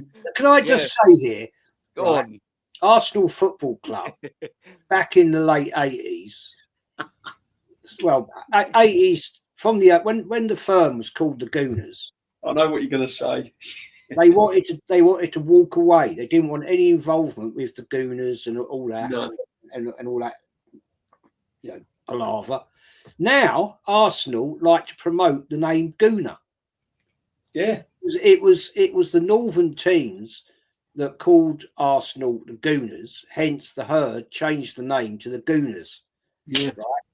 As they said, well, we fuck you lot, take the piss out, because it was a like a piss take out the name Gunners, so they called us Gooners, right? And now Arsenal Football Club can't wait to call everybody a fucking Gooner. So what's going on here then? Yeah, you remember that, DJ? Well, it's just you remember that? Yeah, I do. I don't want to be called a Gooner. I've never been wanting to call a Gooner. You know what I mean? It's always been a piss take, but it sticks. You know what? That's the thing with this club. If you throw enough at it, it sticks, because you've got the fan base that are just so naive to just take on board whatever they say. You know what I mean? This is how it is. Right now, DJ, you when you're at the ground, right? Yeah. If you went up to a 18, 19-year-old kid and said, "Do you know what a Gooner is?" They wouldn't have a fucking clue. No, exactly. Do you know what a real true Gooner is? No, exactly. They wouldn't know what. No, they wouldn't. They'd turn around and say it's a bird or something. Yeah. You know what I mean? But no, I mean, this is crazy. But getting back, can I just go back to that Unai Emery thing, though, Aaron? When he got appointed straight away, he got appointed really when it was very, very toxic with the Arsene Wenger thing. Fans were not really, the dust hadn't really settled, really. I mean, he took over a poison chalice. So his card was marked. So whatever he'd done, it was never, ever going to be, they was never, ever going to take to him, unfortunately. But if they'd have given him another season, perhaps what this guy has, then I think he would have been brilliant for the club. I could see what he was trying to do, and I never jumped on the bandwagon of cussing him and wanting him gone and everything else. I could actually see what he was trying to achieve. And it just amazes me how the guy on the right, Arteta, can have this kind of cult following. And when you think about actually what he's done, when you break it down to what he's done, so let's break it down, okay? So he's galvanised the crowd. He's got the crowd all back in the stadium, and he's got them singing songs and North London Forever and everything else. We've got an anthem. Yeah. Oh, wow. The merchandise is being thrown out left, right, and centre. Okay. So that's another thing he's got going. He's got the armory absolutely cooking. He's got all the the stadium tours and everything else cooking. Okay, yeah, he's done that. He's revolutionised that, if you like, if you want to use the name revolution. But apart from that, if you was to actually look about what he's actually achieved in the 5 years he's been there and the money's been spent, it's really, really not a lot, is it? It's finishing runners-up and bottling a huge league that no other manager with that kind of money would have done. And I honestly believe if Unai Emery had have had that league lead in the Premiership that this guy squandered, there is no way this man would have lost it. I stick by that, and I've always, I've had many arguments with many Arsenal fans over it. He would not have lost that league. We would have won the title under this bloke. Yeah, 100%. He would not have lost at home against West Ham. He would have not have lost at home to the team he manages now at Aston Villa. He'd have made it ugly. It might not have been pretty to watch. But at the end of the day, he would have got over the line. And he's proven it. And I've got a lot of respect for Unai Emery. So that's all I wanted to say, really. This guy will have his day, and it will come very, very soon. Trust me. It's coming. It is coming. It's just a matter of a little bit more time. You just got to be a little bit more patient. I said it'd be by next Christmas. I think he'll be gone by Christmas. I think he'll be gone by the Christmas. And some people will say he'll see the season out. I think he'll have the summer window. I think Berta coming in will not rock too many boats. I think he'll say, well, okay then, let's give him a go. Let's see what he can do. And if we are 4th, 5th, 6th come Christmas, and it doesn't look like we're going to win the league or we've bowed out of cups or whatever, I can see him being gone. I really can. Yeah. And then it's who comes in after that. Because the trouble is, what I'm leading on to is whoever comes in. This guy came in after Wenger, and look at what he had to deal with. Can you imagine the next manager that comes in after this guy? No one will accept him. No one's going to accept him. Because this guy has got such a cult following that no one will accept the next manager that comes in after this guy. The next manager that comes in has got to be really, really strong, really, really brave, because, following from Arteta is going to be hard, really difficult. Yeah, no, facts, man. Yeah, this made me have a little laugh just quickly, just a very brief change of subject. Yeah, Dr. Seymour Butts, Love Island, Arsenal edition. Do you know what I mean? Hosted by Jess from She Knows Absolutely Fuck All About Arsenal. Do you know what I mean? What we doing here, man? That's funny, man. What we doing here? And I think it might have been you lot as well that said up top there, maybe, or was it Dr. Seymour again that said it's actually on the Arsenal website? I haven't checked that. I've been sort of busy doing other bits, but if it genuinely is on that Arsenal website, I mean that's just absolute basement in it. Do you know what I mean? Eros, big up to you, brother. Arteta's achieved regression. Literally, that's all it. Funny, Charles Watts' book said that's what Unai Emery done, but just funny where we are now, innit? And we ain't won anything since. Bobby, big up, brother. I mean, we've definitely gotten over the line with an 8-point lead. That's what DJB was getting at. Do you know what I mean? Absolutely 150%. Pop the balloon. Yeah, Arsenal edition. Or are we running back 90s prime? Cilla Black. Yeah, surprise, la. A bit of Cilla. And here is your host, Miss Cilla Black. Yeah, do you know what I mean? We're going back. Come on, man. I watched TV in the 90s. So sadly, I'm at least that old enough. Do you know what I mean? Big up, Rome. Do you know what I mean? Big up. How you doing, man? Boy, Dio, how you doing, brother? Just don't see Kersey Saka and Arteta, man. Yeah, listen, yes. Well, I mean, that's another one for another conversation, man. What'd you miss? Just a load of Charles Watts shit. Go back and watch it, young man. It's a very good start to the show. And yeah, Arsenal just launched the date and show. Yeah, that's it. It must be there. It is embarrassing. I did see TV sort of done it. But I want to bring in someone who's been waiting patiently. Macy. How are you doing? Whatever comes out your mouth always interests me. How are you doing? You're playing a game of tennis to yourself there, I think. No, I'm just patiently. No, Aaron, I'm okay, Aaron. I'm just got this flight. Thank you very much for coming on, my friend. I'm ready to cook all these top gooners, these zesty cockroaches. Every single one of them deserves to get just terminated by this. So yeah, I'm ready. Swat them, my friend. Yeah, verbally swat them. Yeah, Charles Watts for me, like, why did he have the guts to argue with you, Aaron, when you asked him that basic question, and he didn't even answer you back like a man, because he's a coward. Because every time somebody says to him like, do you still think, I still think Arteta hasn't achieved nothing with the players he has, and the fact that Odegaard misses Saka, I'm sorry, Saka doesn't even I mean, how can Saka and Odegaard be mates when neither of them haven't done anything for something together? Like, I've never seen the bond between Saka and Odegaard, because Saka only hangs out with his family and his friends. Like, why would people say that Odegaard and Saka, like Odegaard misses Saka, when our captain has been dropping lots of stinkers this season, and the fact that like Odegaard still wants to confess like his crying to the whole world. Like, I'm just sick of this captain. By the end of next season, we need to take this captaincy off of him and give it to somebody who deserves to be the captain. If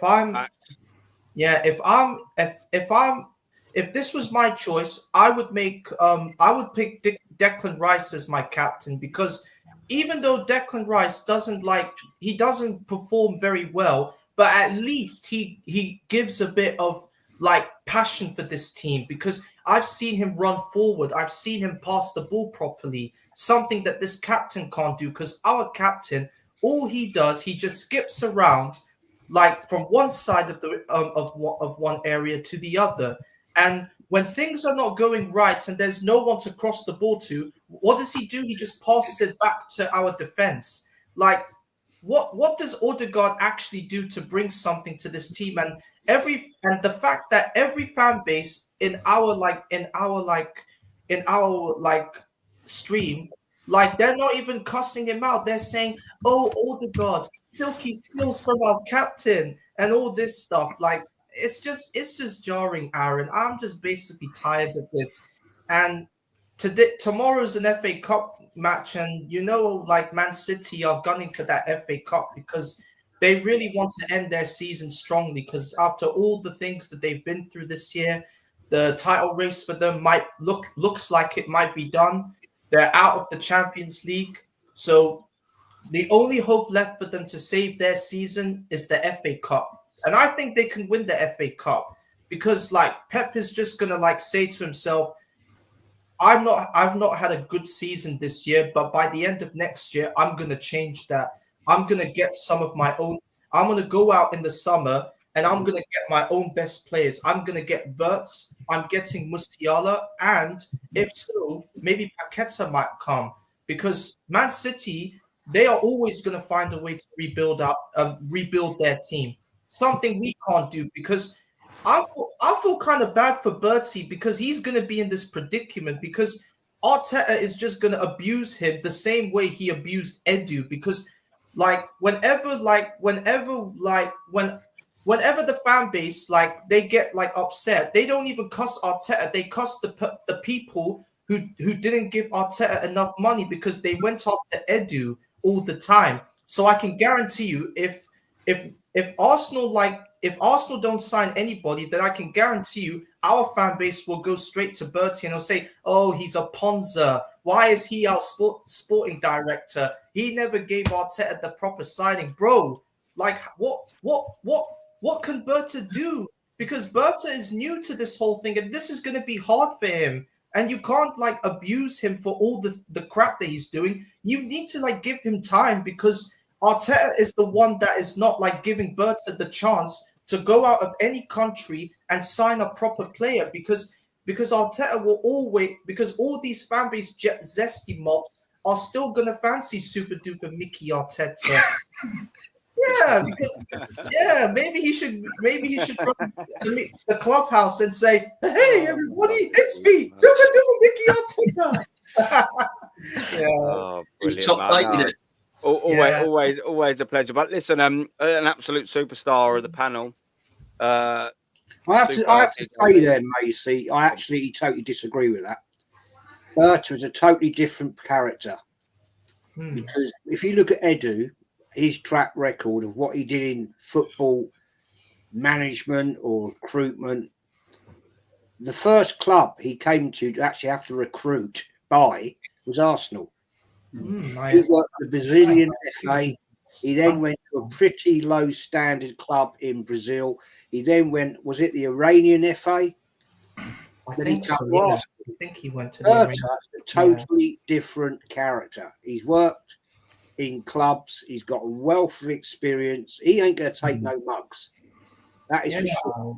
And I think he's got an agenda. I honestly think if you look back at what's happened in January, right, I honestly do believe the Cronkies, Josh in particular, is looking at this thinking, I want to know what's going on here. If you want a yes man, if you wanted just a pure yes man, why didn't you recruit within the club? There's enough of them there. Yeah, I 100% agree. I mean, like, just quickly before you respond there, matey, 1 second. Now, DGB does have to leave. Guys. And just before you do, guys, I will be posting in the link, I believe, maybe for the first time. Well, yeah, no, I think I've sent you the wrong link, Aaron. So don't get too excited yet. But what I will do, I want to be the first. I want to be the first to subscribe. Don't worry, gets it round now. Do you not want me to post it, DJB? I've got something going out. It's the Arsenal Hive on the 12th. It's just chatting about the Real Madrid, and any fans that want to come in from across the board can have a little chat about football in general. But it is about the Real Madrid, where we're going to go in the second leg, and vice versa. So I'll give it a go, see how it goes. That's all I can do, guys. As I said. I've got at DJB34. Right. Yeah. No, I think I might have sent you one accidentally, but I'll. All right. Okay. Yeah. All right. Cool. I will not post that then. All right, mate. Yeah. And I'll unsubscribe to that person now. Everyone on this panel, big up. Subscribe and smash the likes to this man. I respect everyone on here, and I respect all the listeners. Every show I go on. It's not easy all what you do, so 100% guys, and stay safe, look after yourself, and don't let Arsenal grind you down too much, guys. Don't let Arsenal grind you down. We'll try. I know. Listen, thank you as always, man, for giving your time up. Keep the faith. Keep the faith. We will succeed, guys. Catch you all later, yeah? There you go, guys. Thank you very much, Aaron. Yeah, legend, man. Guys. Thank you. Take it easy, my friend. And I'll message you if you're still listening or whatever. I'll give you a call in a little bit. I'll get a bit of time, my friend. And obviously, of course, it's always a pleasure for everyone on the panel, the chat, and of course myself to have DJB talk, just like it is for everyone. But people giving up their time, especially with him such short notice. Absolutely fantastic. Lawrence, man, how you doing? You've been waiting there very patiently. I needed to get you in. I know, Mason, you wanted to come back with Jez there for something, but I do have to. People have been waiting for a little bit. As I said, 100%, Jez. I agree with you. I mean, like it is hard because, like, Bertie, for me, like, he is a well-decorated sports director. I mean, what he did at Atletico was amazing, buying all these incredible players there. But the fact is, he's walking into this team with a bunch of useless players that we've got, and it's going to be hard for him because how is he it is hard because now he's going to be working with Arteta, and the fact of the matter is that he has to try and sort out all the mess that is going on at our football club, like get rid of some of the players that I believe that don't want to be here, the likes of Tierney, Tomiyasu, Partey might be going because apparently this manager is looking to run his contract down. Jorginho could be going because, like, another one that this manager wants to run a contract down. That's why he's coming in, though, isn't it, Macy? 100%. Berta is going to come in and say, no. Look at the loss of money that's gone out the door for nothing. This guy's no fool. Right, he's been in this position at Atleti for 9 years. Right, he's worked in Italy before that. This guy is a seasoned professional, and I honestly believe he's coming in here to sort the shit out. And he ain't going to listen to Arteta. Yeah, he ain't going to be a yes man. He's going to say, "You fucked up, mate." And now we've got to sort the shit out. Now we've got to sort it out, and now you listen to me. Because at the end of the day, I'm the technical director. I make the decisions. And you have cost this club, right, shed loads of hundreds of millions of pounds, and we're not having it no more. Yeah, I hope he stands up to Arteta because he ain't gonna fall for Arteta's punch. Yeah, he has to because Edu was afraid to stand up to Arteta because every time Arteta says to him, Edu, get me that player, and then Edu says, yes, sir, I'll do it right now, sir. Bertie should just say to him, why don't you shut the fuck up and let me do my job properly?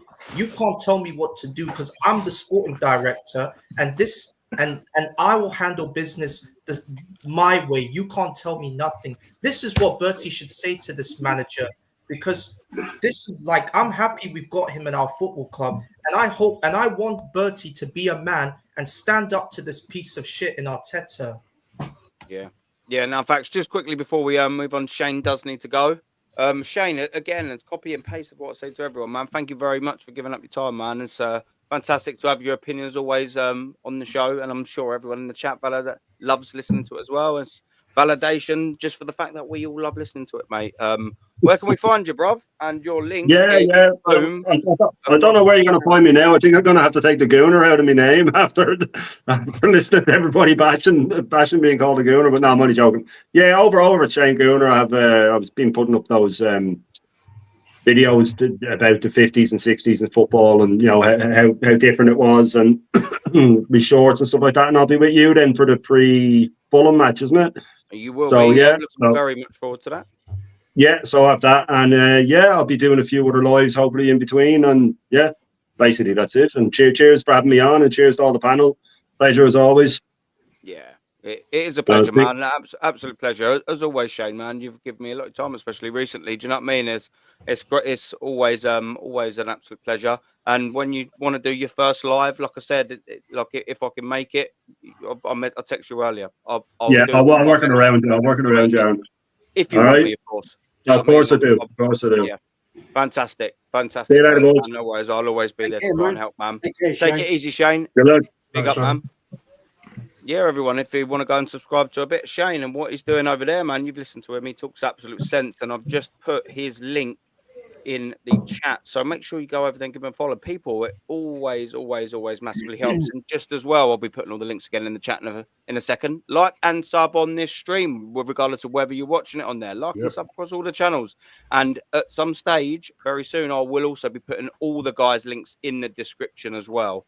So make sure you give everyone, not just me, not just the guys that die, and make sure you give everyone a follow because it makes such a big difference to all of us. We give up a lot of time and we try and just give everyone the best content that we can give you. So yeah, all them likes or them subs, they are phenomenally appreciated. Lawrence, how you doing, my friend? You've been waiting there patiently. You know, there's a few people on the Friday thing, so you know, apologies. But what's your take on everything? You know, I don't know whether you've been listening from the start, whether you just jumped in for a little bit. You can say what's on your mind, brother. 35, 36, 37, 38, 39. 40. Oh, hi, lads. Hello. I've just had the weirdest dream. I was on Love Island and everyone was a gooner. You know, there was me, Normski, Aaron, and Kyle. You can leave me out that shit.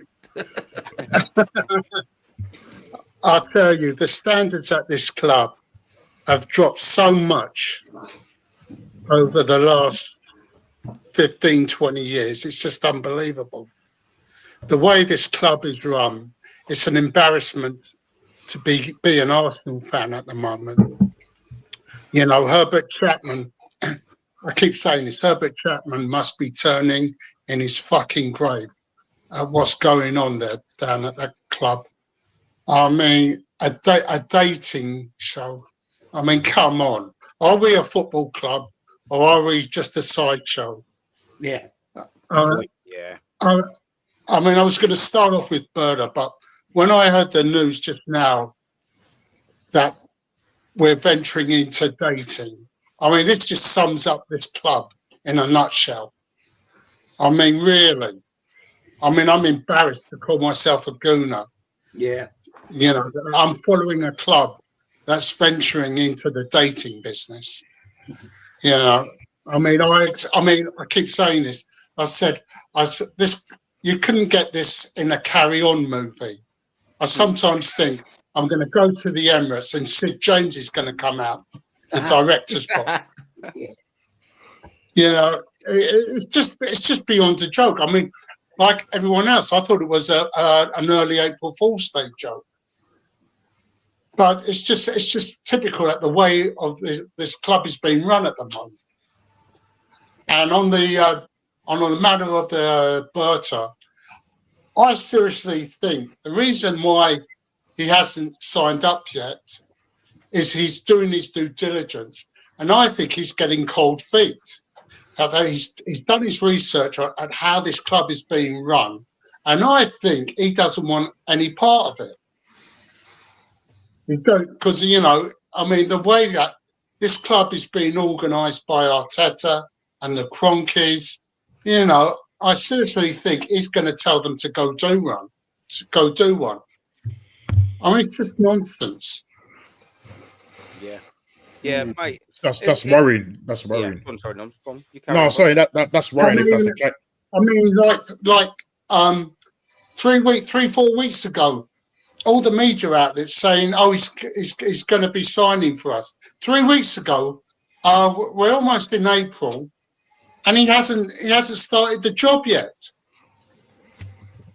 Yeah. Yeah, I mean, I've read reports. I think that is it. Like then, this was earlier. That's going to be announced within a few hours. I haven't. That's seen what any that's what I've heard. announcement. Yeah. Yeah, go on, Noms. You was going to say. No, I was just saying. I mean, you know, then I'll bring Rashid in. When Lawrence comes out with things like that, it is worrying because, man, I think right now he's our only hope.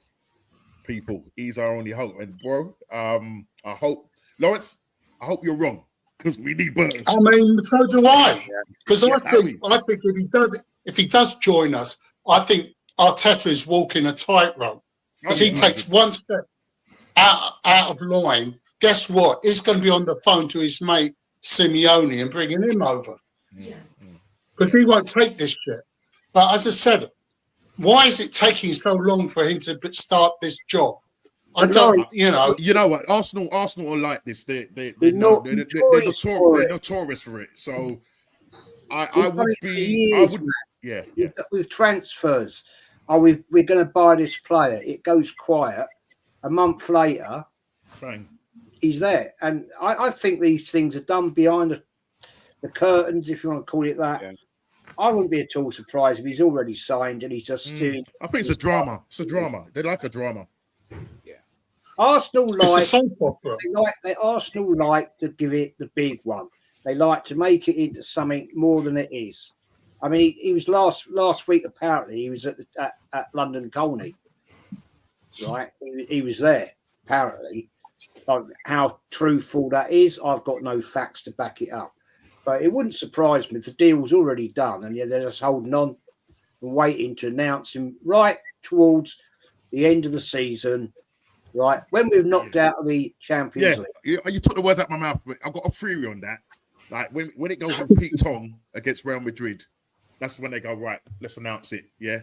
Appease the fans.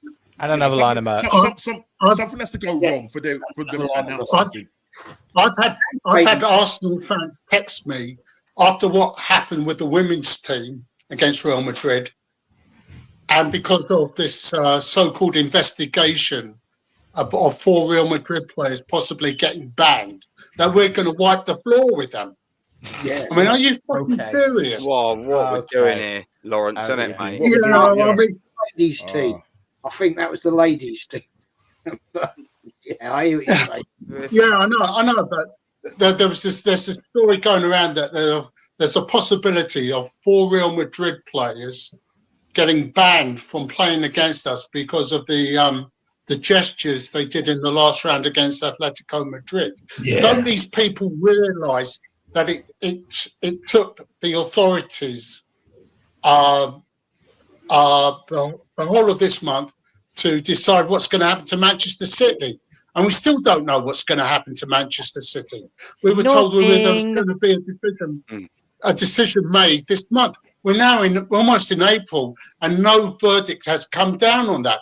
And these muppets in our fan base who think we're called Arteta FC think that UEFA are going to slap a ban on them inside a week.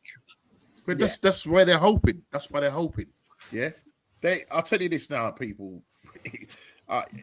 We are trapped. They are trapped. And unfortunately, this is where they are. This is where they are. They're here. That's where they are. Yeah, that's where they are, mate. This is where they are. Yeah. That's where they are, mate. Behind me. Look behind me. Yeah, it's the Matrix. Yeah, they're plugged in. That's the official knows this, man. Yeah, we've been looking at this hard, man. Best believe that. Yeah. Best We believe that. just hope that with believe. Arteta, everything that has a beginning has an end. You know what I mean? He needs to get out, son. Rashid, man, you've been waiting as well. Thank you very much for jumping on, my brother. Listen, man, it's embarrassing. Big up to Go everyone. on. Thanks for having me on. Big up to everyone, the panel, chat, everyone. It's embarrassing, bro. First of all, we had a modeling agency to push out the merch. Now, a dating show. Like, what is this? Like, are you serious? Why can't we use that money Down. for a team, for a proper team? Go get me a proper manager instead of keeping this manager. Now, by the way, we're building a RICO. We're building a RICO case against this manager. At the end of the season, everybody's going to come out with the facts, and it's going to take at least 1 or 2 years, and this manager's gone. But that's not where our problems stop. This Arsenal, this club, is a shambles, bro. How could you be putting out a reality show? It's all about money. Like, this is the thing. They lied to us. They lied and lied and lied. And this makes me go back to think, why did they give a 15 million contract to Arteta? What were the goals? Was the goal to be top 4? Was the goal top 4? If it is, then come out and say it. Yeah. Come out and address it to the fans and say, listen, the goal was top 4. He got top 4. We're gonna give him 15 million. We're gonna make him the second highest paid manager in the world. Embarrassing, bro. But going back to the comparison between Emery and Arteta, I don't know what Arteta, apart from league finish, I don't know what he brought to this team. We've regressed in everything. We've gone back. We had the same team. Like we've done defenders, goalkeepers, and midfielders of Emery. Well, not Emery, the team that Arteta inherited, and this team. Is there any difference? There is no difference. Like, what are these guys talking about? Like, I just can't see it. I want to see it, but I can't. And just what they come out with today. And I saw it on AFTV. I think AFTV put it out first, I think. And they were talking about it. And the dating show was a shambles, bro. I don't know who gave him the idea, but it's all about money. That's to tell you, it's all about money. They want to put more seats in there for you know who. We don't want to get into that. More seats, more merch, and now a dating show. Inverted romance, bro. Absolute jokes, bro. Absolute jokes. But yeah. Yeah. This is where we are. We have a TV show out here called The People's Court. I don't know if you get it over there. And the woman who's the judge, she's got a famous quote that sums Arteta up in a nutshell. When someone is lying to her, she tells them, I wouldn't believe you even if your tongue came notified.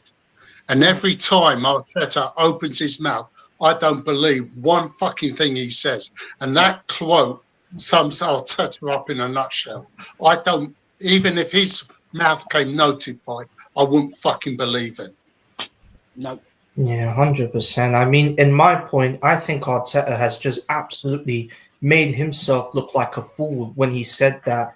And there's no point. It's over now. I mean, this manager has absolutely finished himself off.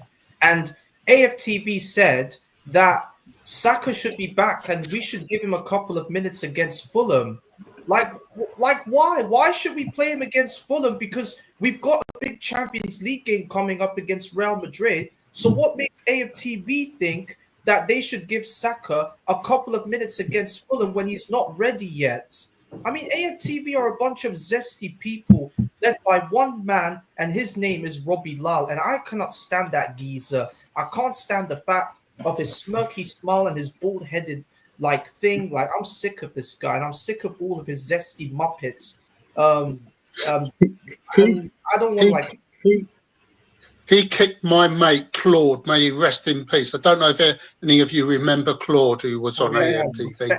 He kicked my mate Claude to the curb, while that muppet Julian, who the other day insulted Saeed.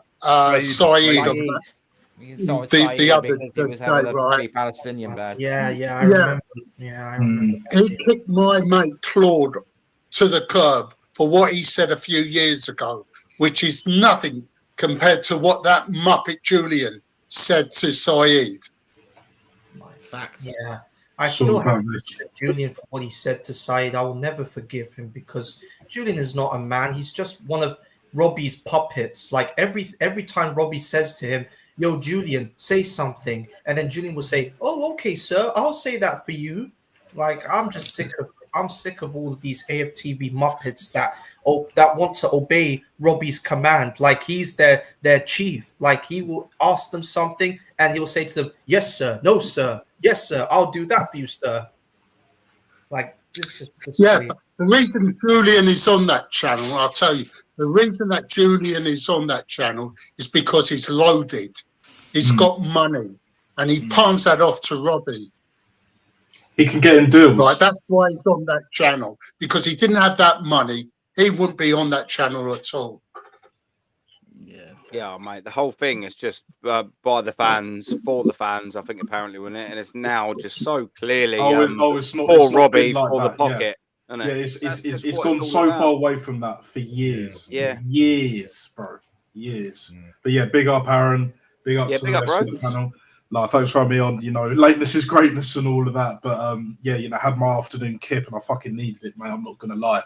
But yeah, like, this is the first time me hearing like this whole dating show bollocks. But at the same time, am I really surprised? No, because Arsenal's a circus. We know we know what it is, mate. We know exactly what it is. You know, like the whole Berta thing being delayed is typical Arsenal. The 115 charge is delayed. You know, that's typical, you know, Premier League, you know, British, English fucking media, whatever you want to call it. Like, it's a joke, but, you know, 2025 year, the demise, as Guns would say, it's going to happen, bro. It's going to happen. I think Berta is just sitting in the wings, just chilling and watching this all unfold. That's what I think he's doing. I'm not pressing the panic button just yet because I agree with Normski.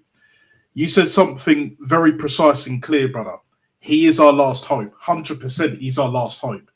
On and off the pitch, he is our last hope.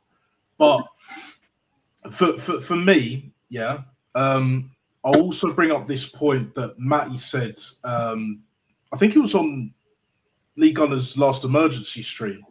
I believe he was saying something along the lines of that Berta's being brought in to get rid of Arteta. Now, if that's the case, then I can't wait. And especially, you know, from what I'm hearing now, we need that more than ever. You know, how long will it take? Probably a year at most, I think. But we'll just have to see, man. We'll just have to see. But yeah, like it's yeah, like we know how this club operates. We know how, you know, that Morphin Maltese or Robbie Lyle. We know what he's on. You know, we know what Julian's on. We know what, you know, Cecil's on. The thing is, we don't know what Julian's on. He's on some next level fucking. Oh, I know what he's on. I know he's on some bullshit. I know he's on some bullshit. Not right, man. Yeah, I know he's on some bullshit. That's what I know, mate. So was it him? Aaron, to interrupt you just quickly, then. So was it Julian Jez that you've said to me before? Was it him that you called out about having a ticket or something for the Anfield '89? The geezer's full of shit. Well, look, he was on a show and I was watching it and he came out with this classic statement, right? He said, and I quote, I'll tell you what show it was on. It was on the young lady So Schooner Gathering show.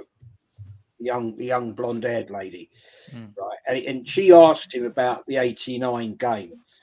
And he said, well, yeah, I was doing my A levels and I left an exam to make sure I walked out of the exam to get to Highbury so that I could get one of the coaches up to Anfield.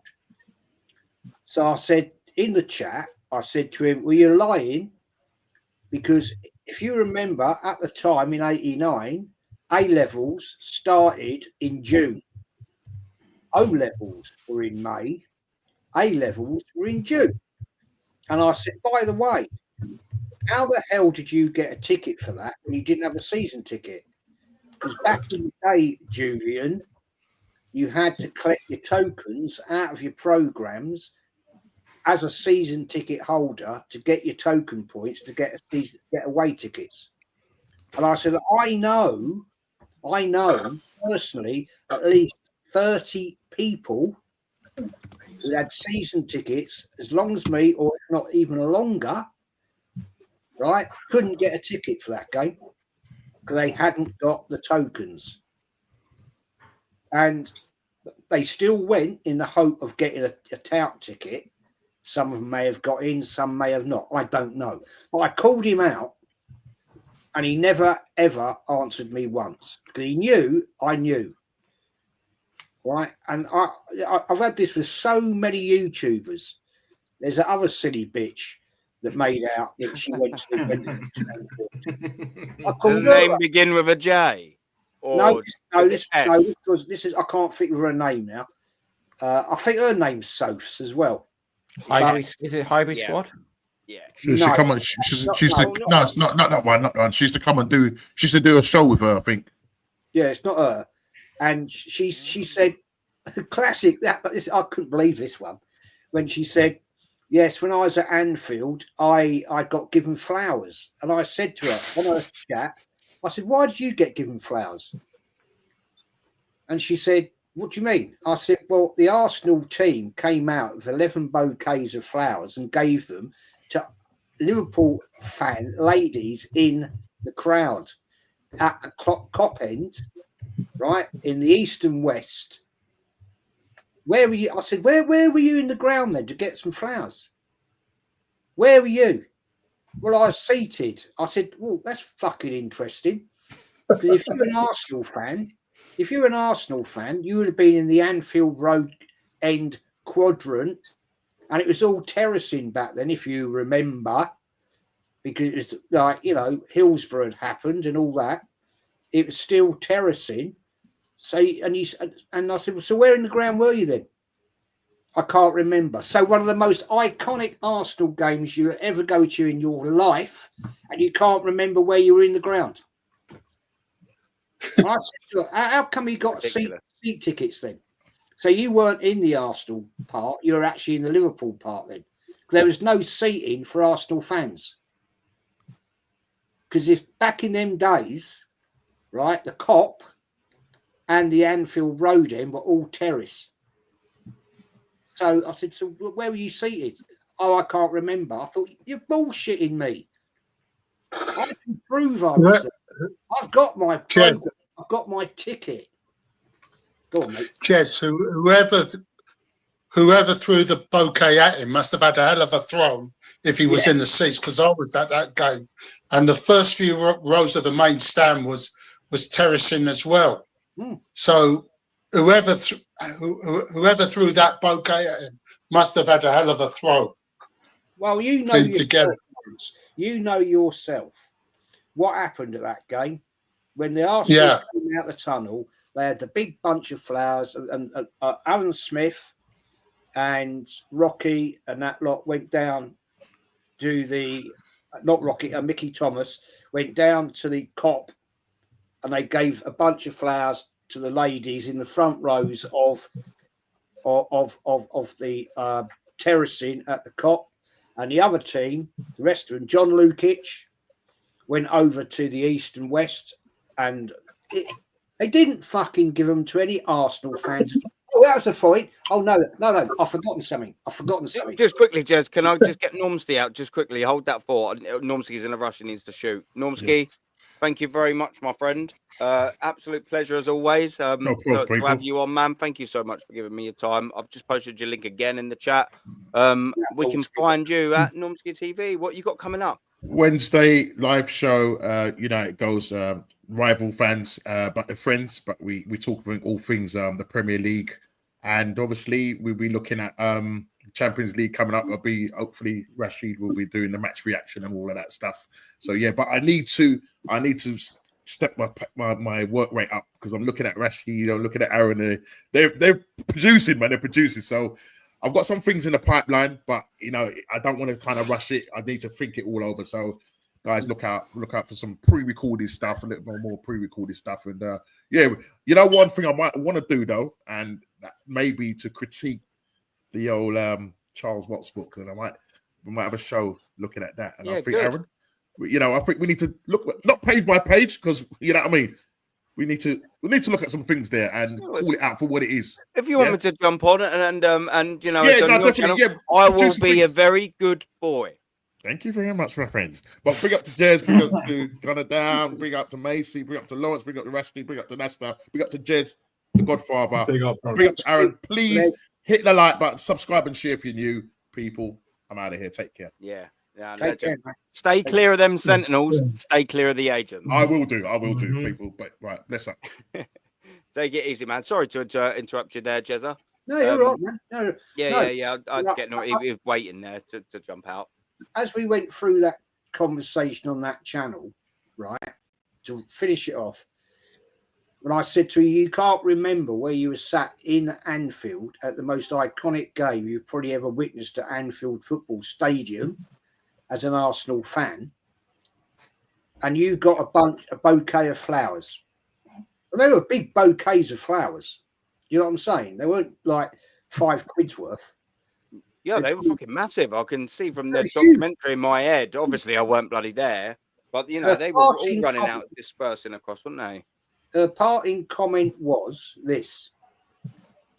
Her parting comment was, no, I got given them outside the ground. I said, you are lying out of your fucking arsehole.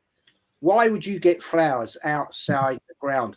And a comment to me was, well, you obviously weren't there. You don't know. I said, I was there. Oh, wow. I've seen your stamped tickets, Jez. I said, offline and online. I said, hang on a second. Give me 2 minutes. I went and got my program. I said, there you go. There's my program and there's my fucking ticket. Where's yours? You know what happened after that? I got blocked. I got blocked straight away. No. Yeah, that's madness. This is sort of what I'm saying. It's frustrating because they all give it the Barry McGuigan, didn't they? All like that when they think they've got a little point, but the second they get called out and then the second they realise, oh yeah, shit, I've been done over here. Yeah, it's you just get blocked. That's it. And then you get told you weren't there, you don't know what you're talking about. I mean, it's pathetic, isn't it? It's just absolutely pathetic what's going on here. I'm just going to come to the chat very quickly just to say hello to the people that are here. Yeah, big up, Dow. How you doing, my friend? I will be joining you in very, very shortly-ish. I'm looking forward to talking to TJ and Dow. Over there. They've got a show on at 10 o'clock. I will get that. I'll get that link in there very soon, Dow. Before I shut off, I'll jump that in there. I'm very much looking forward to that. But big up to you, my friend. Dio as well, man. We're finished. Double finished, bruv. Luca, big up, brother, man. How you doing? Hopefully your week hasn't been too bad, but we're Friday now, so we've got a couple of days off. Unless you're one of them shift guys, then it's kind of sucky. London Coney alleyway produced methamphetamines. What Julian Tyne? Yeah, I mean, yeah, they're definitely not on oxygen and fucking aqua. I can tell you that. There's got to be something else. Yeah, don't show. Yeah, it's absolute fucking bonkers, mate. Yeah, big up as well, Static, man. I know you've shot off already, but big up, my friend. Was it that Princess Guna Sophie? Is that the specific name? Because I know there are a couple of Sophies. Not a lot. There's a Sophie from Guna Gossip. She's a lovely, sweet girl. She's cool, but it must have been a different one. I don't know if that's Sophie from Ivory Squad or maybe someone else or something. I don't know. Yeah, met Claude at Stamford Bridge. I unfortunately never had the pleasure and privilege of meeting Claude, but from what I've seen, I probably would have got on very well with the man, and obviously, of course, rest in peace to him. Prime, big up, man. Yeah, bless up Norms. Yeah, he's a geezer. I've got a lot of time for Normski. Michael, how you doing? Shout out to one of the realest channels. Well, thank you very much. That's what we're all here. Every single channel here. That the guys that have a channel. That's what we're all talking. We're all talking real stuff, all the way from Virginia, US. Man, thank you very much for tuning in to our channels. Do you know what I mean? That's what it's all about, man. From America as well. You guys don't get the credit, and you know, there's one of the gentlemen in here, Dow, that don't get the credit. You guys get up at silly o'clock to follow a very frustrating team in Arsenal. And you guys don't get the credit for all the effort that you put in. Shout out Virginia, and shout out Oregon, shout out LA, Lawrence. Aaron, I've got to get up at 4 o'clock in the morning at the weekend to watch Arsenal. You've got to see my eyes, mate. You've got to see the state of my eyes. Totally fucked up my social life. Yeah, mate, I'm not surprised. And do you know what the worrying thing is as well? Is it's all in vain, because you get to watch us either stumble over the line, you get to watch us draw, or you get to watch us fucking lose. It's never pretty. Do you know what I mean? I can sit there and I'm thinking, like, yeah, the Man City game was fantastic, but what did we do the next day? We was all brought back down to earth because we realised we weren't signing anyone on deadline day, and then dropped points in our next game. Do you know what I mean? And then we were saying with Nottingham Forest, the 3-0 first half, that's fantastic. Snorefest second half, nothing again the next game. West Ham, oh, that was a fantastic first half. Shit second half, no one scored any goals, or the goals in the first half. But how did the next game go? Snorefest. Almost like there's a repeated pattern of Arsenal are absolutely shit. And, mate, that's it. Like, that's why I was saying to Dow and the boys. Big up for you guys, man. It's easy for me to watch it at 3 o'clock or 12 o'clock in the comfort of my own home, or go and, you know, and drive an hour and a little bit to go to the Emirates and go and watch it. It's very easy. But you guys, it disturbs your whole entire schedule, man. And that's why it's big up to all the American fans. And, of course, it's not just the American fans. It's anyone who lives in a different continent with different time zones, etc., man, that has to, you know, go and watch Arsenal out of hours as such, man. Big up to all of you, man. What I do want to do is bring in Carl, because I haven't spoke to you in a little bit. You know, we want to keep everyone sort of fresh. I'm trying to get everyone's time sort of in there. I don't know if you made a comment about the Arsenal Love Island app. I just want to come back to that very quickly, because I'm reading some more bits here online, man. I think shit's actually true, Carl. I'm on scrolling through X right now, and the more I'm seeing it, the more I feel like it is actually true. Yeah.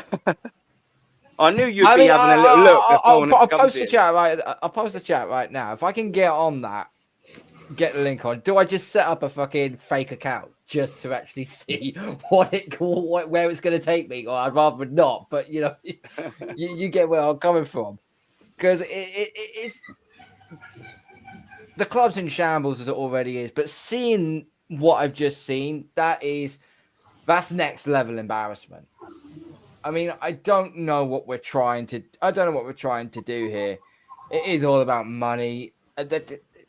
It's making a mockery of us. We play freaking Real Madrid in what's your Friday? We're in what 11 days time? 11 days time? Play Real Madrid? Yeah. I think what's it on the on the 4th? On the 8th of April. 8th of April, 2 days after my birthday. Yeah. So whoop-de-doo. We're just being made to look like an absolute flipping laughing stock with this. The field day that rival fans are going to have on us regarding of this, it's going to be next level embarrassing. Yeah. But yeah, all these top fans, you know, all they do is just soak it up, and they just say, yeah, it's all cool. You know, there's a few people that I follow on X who I'm very, very well, who I talk to a fair bit at the time. Even they said this is an absolute joke. 2 of them are female, and they said even this is a joke. So I basically said, you wouldn't go to this desperation level? She said, no, I'll go back on plenty of fish, thanks. Yeah, well, you not lobbed a comment in earlier, and it made me have a little giggle, man. It reminded me, do you remember that show, Take Me Out, with Paddy McGuinness? No like it, no light it. Yeah. And you get the two little top gooners being matched up. They're off to the Isle of Fernando. Yeah. Absolute quality, man. Absolute quality. But no, Jesus Christ, man. It's just embarrassing. Just so embarrassing now.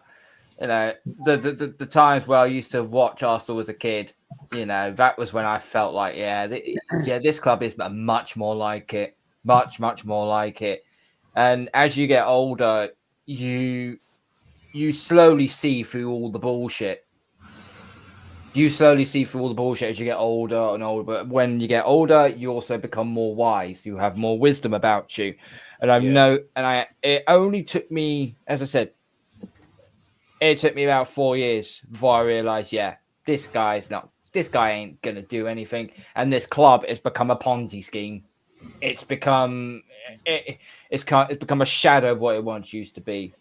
I mean, me and Jez had a very good conversation with me when he was on my channel a while back now, and I asked him the question of what would have, if we hadn't moved from Highbury, what would say a 55 or 60,000 seat stadium would have looked like at Highbury.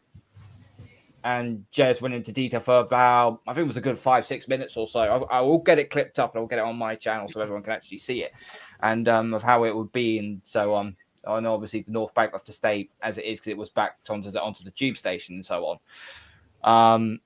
That would have been amazing. A 60,000 seat at Highbury. Yeah. That would have been awesome. With the similar fans that we originally had, that would be crazy. That would be a crazy stadium. But unfortunately, that is all now a what if scenario. We're stuck with this, mate. One thing I can tell you is the stadium now, man. It's just full of so and so's, man. It's madness. Like maybe it's obviously a generation thing as well, but because I think.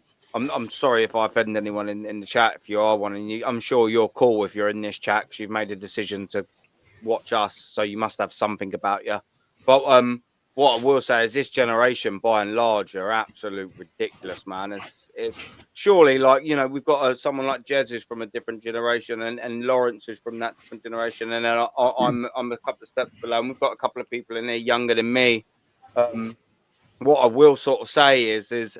All of our generations are laughing at this generation. And unfortunately, this club, i.e. Arteta, Kroenke, the PR team, the world-class PR team, you might as well say that, Charles Watts, they are elite. You've got to give them that at least credit. They have absolutely cashed in on the fact that this is the most weak-minded, saddest, pathetic, crappiest generation of fans, of people, not even just fans, but especially Arsenal fans. They've just cornered the market where they've got all these stupid morons, gullible spastics, sorry to say that word, but they are, and cornered them into a little boat where they can just go, this is what we're going to do. We're going to give you a cheap little song where you can sing North London Forever. You've got this. And then while you're all in there, we've got loads of merch for you to get. We're going to up all the prices.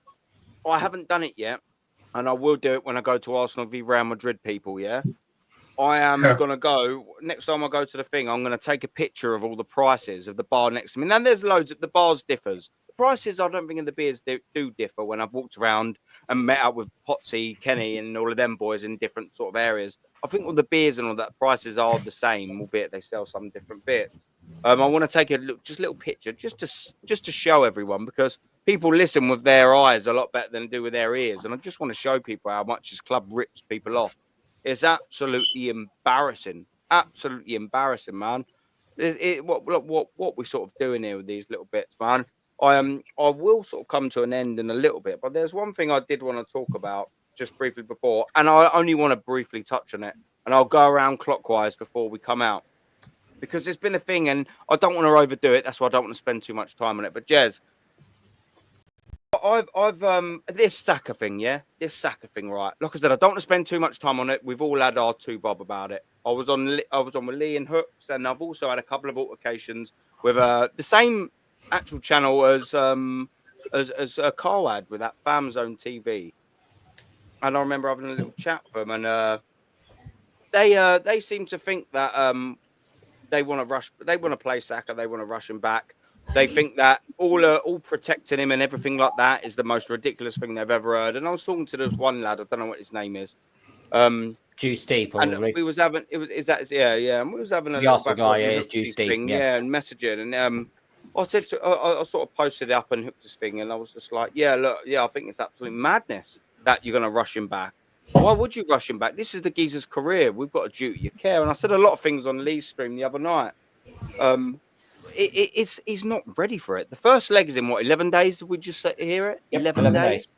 He's got Fulham, yeah? He's got Mhm. Fulham there. So that means that you're not going to give him 90 minutes in his first game back. So assuming you're going to play him and you're giving him 10, 20, 30, whatever. The next game's Everton away. They'll kick him off the park.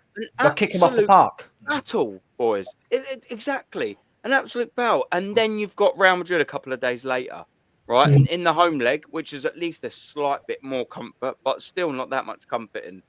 Are you telling me that after a grade 3 hamstring tear, whilst also bearing in mind that most of the setbacks not only are a recurring hamstring in themselves in their own entirety, but also injuring other parts of your body because they've been relaxed. They're not used to it. You're working so much up on the muscle that you've sort of injured. You know, how often do you sort of see a setback where it's like, oh yeah, they've had an ACL, but then their groin goes because they're not using it. You see these setbacks all the time, and they want to risk it for a quarter final, and they're like, oh yeah, but this is the other argument of the coin I see. Yeah, but you know, Saka's probably there, and he's like Real Madrid. The kid's 23 years old. He's got 10, 12 years left, at least at the top level. He's either going to face Real Madrid numerous times or maybe even fucking play for him. Like, what are we doing here with that? Like, that's in itself is just ridiculous. And I remember asking this one geezer, he started saying to me, no, you play him because we got elite mentality like me. And this geezer, man, I can't believe it. Yeah? He goes to me, yeah? He's like, oh, I've got elite mentality. I'm a warrior mentality. He's saying to me, I'm like, all right, warrior mentality. Cool, man. And he's like, I've got mentality like Malcolm X. I don't even really know who that is, but I looked it up, whatever. I don't say anything else on it because I don't know. He's like, I've got what's the Martin Luther King? He's like, I've got Martin Luther King mentality, fam. You get me. And I'm like, what the fuck is this guy on about, man? Like, I mean, this is like borderline and retarded. I'm like, this geezer's like sitting here being a top gooner. And he's like, yeah, I've got the mentality of like all of these great black. I assumed what line he was going down is like great black figures of history. And I'm like, bruv, you ain't got that mentality. You think finishing second's great. Bruv, what happens when a warrior finishes second? Their head's rolling on the fucking floor.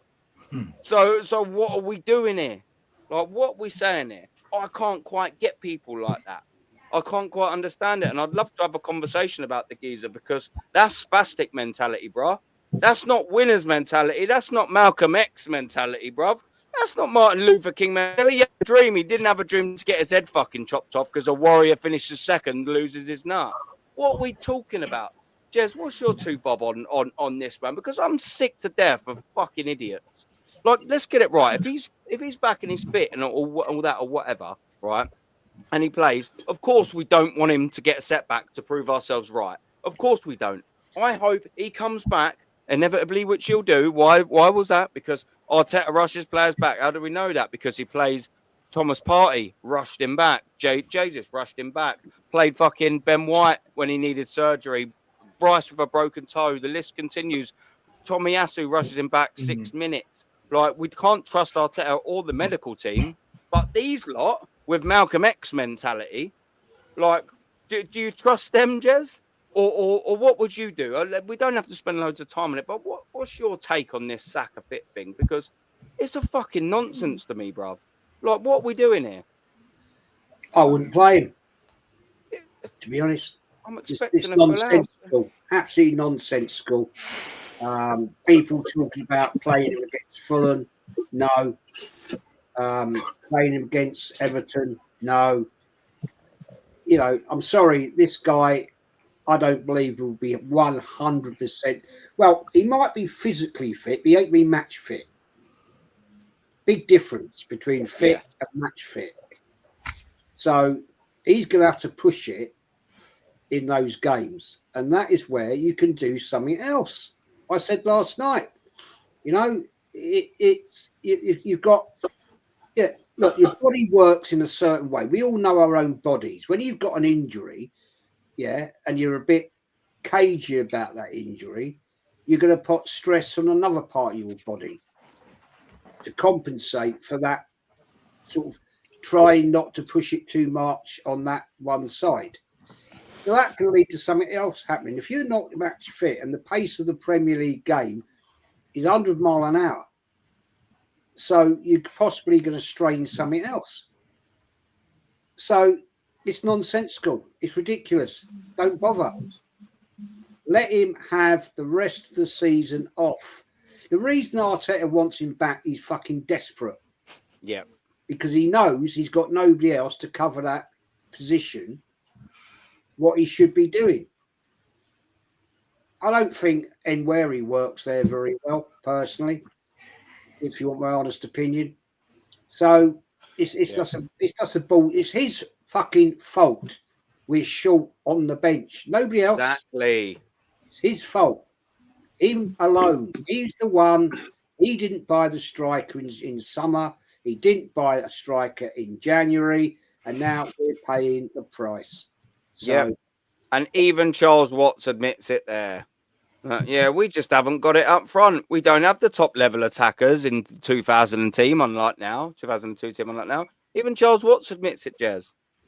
There you go. Why haven't we? Yeah, that's it. We ain't got the attackers. We overplay them. Maybe that dickhead's actually waking up. But anyway, gentlemen, I've got to go. He's realising the steak isn't juicy and delicious, that it doesn't exist. There is no spoon, bruv.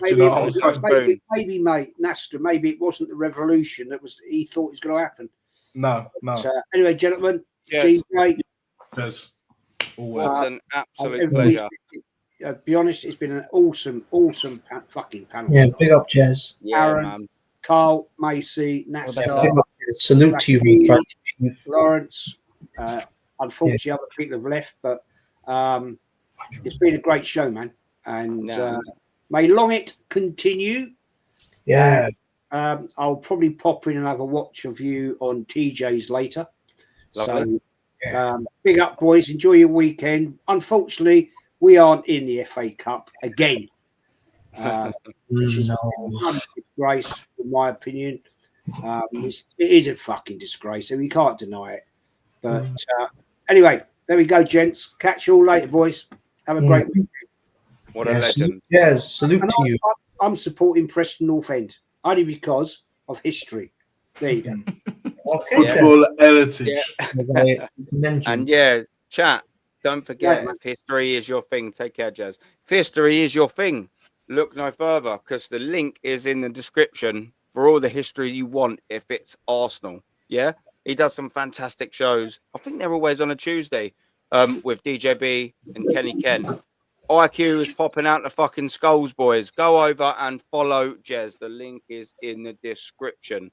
I'm going to go, obviously, to my right now with Carl, man. The same sort of things at you, because I know you've had a little brief altercation with the same sort of channel, the same sort of people that make no real sense. You know, I think they've got their own little sort of group, haven't they? Do you know what I mean? And way of thinking. And if you sort of say against it, you know what I mean? You're away like you're a fucking vampire or something. That's what over the last 24 hours, that's what I've accustomed to actually seeing. Yeah, that you get YouTube channels like this that are in their certain pocket of.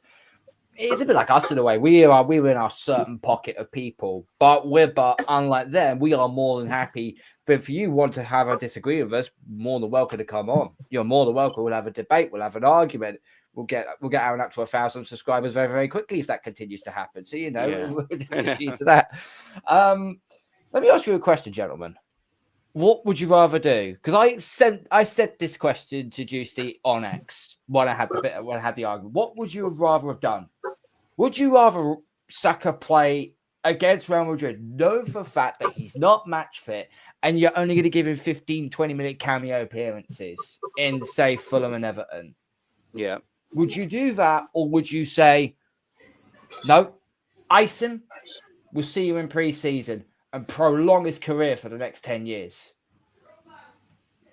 It's a no-brainer. It's the entire It's just question a to the panel. no-brainer. You don't need to give me a detailed answer. It's just a simple, blunt one.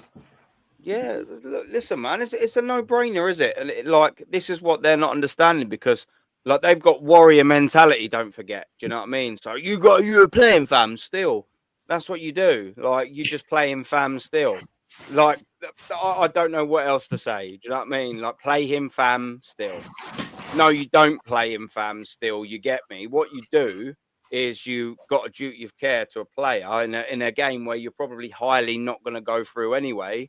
And guess what happens? If he gets injured or gets a setback, you'll all just be sitting there thinking, "Oh man, we ain't got Saka for the start of the season," and that'll be their first excuse. They'll just forget that their opinion was the reason why that excuse is even there. You know what I mean? Could you imagine he gets a setback? But we didn't start. We don't win the league. Oh yeah, but Saka weren't fit for the start of the season. They'll forget that. That's why. It's fucking pathetic. Like, we're talking to fully grown men, man. Everyone's allowed their opinion. Do you know what I mean? And look, the worrying thing is they were like, yeah, but the doctors are saying that he's going to be fully 100% fit. Yeah, but he's not going to be fucking fully 100% fit. If the doctor said walk off a cliff, would you do it? If the doctor said walk off a cliff, would you do it? The doctor said Declan Rice was fit. # broken toe. The doctor said fucking Ben White was fit. Needed surgery. Arteta's pushing Thomas Partey back on the field. Oh, guess what? He was out for 4 months after that. Shall we go on? Gabriel Jesus, 4 knee surgeries or 4 big surgeries, whatever it is. Might be right the first time. Who knows? Rushing him back. Tomiyasu rushing him back. What are we doing here? Oh, the same medical team, though, that said Saka's all right now. I wouldn't trust them to diagnose a fucking cold for one of my kids, this Arsenal medical team. Let alone a fucking professional footballer. What are we doing here? It's embarrassing. These like honestly, like these there's these Arsenal fans, mate. Do you know what they've got? The little princess syndrome. That's what these top gooners have got, with opinions like that. And I'm not just saying, and that is based on all of their opinions, but opinions like this about the Saka one. It's a little princess one. Little princess syndrome, where it's just, you look up into the sky and there's beautiful snowflakes falling down and you're twirling around in your beautiful princess Frozen dress, and life's so easy. It sparkles and glitter. Everyone's happy around you. You go back in your castle. The prince is going to rescue you from the dragon. Do you know what I mean? You don't have to do a thing. It's such an easy life in Princess Sparkle Glitter fucking Fairyland. Yeah, don't have to slay the bloody dragon, do you? Do you know what I'm saying? Do you know what I mean? It is. It's an apt thing. Top gooners are women. They are women. And most women, I can't say all women, but they are most women. By that, I mean, life is hard for a man. If you want to come out as a 30-year-old, because it takes a while to get to this stage for a man. If you want to be looked upon as a good sort of match for a lot of women, you need to probably have a good physique. You need to work on, unless you've got mad DNA, genetics. You probably need to have a good job, which you've had to work on since you started going to school. Then you've obviously you must have to have some form of good looking and whatever. You have to be successful. You have to have a personality. You have to have a good job. Everything you have to work for as a man to get yourself status. Everything you have to get status. You have to work for. What does a woman have to do? A slimish physique and big tits. Job done. Finished. They don't have to work as hard as a geezer. They just don't, and that's why they're like fucking top gooners. It's because everything's just so simple, isn't it? I would love it if I could, for my 35 years, and I started work at 15. I would love it if I could have just sat around and do you know what I mean, done bits, and then just everyone else gave me loads of money. I'd love that. That's a fucking dream. But the reality is, as a man, you don't. And the reality is, as Arsenal fans, bro, it don't work like that. You're living in a fucking fairyland. Like, you're living in a dream world, Neo. At the end of the day, listen, at the end of the day, these so-called fans, they're up in their feelings, and they're the sort of people that will say, "Oh, but winning comes from the heart." There's a quote here. Okay, I'm gonna read you it. Winning comes from the heart. You just need to find it in the right place. Yeah. Do you know who said that quote? Former Tour de France winner Lance Armstrong. He was full of crap, and boys, so are these fuckers. Yeah.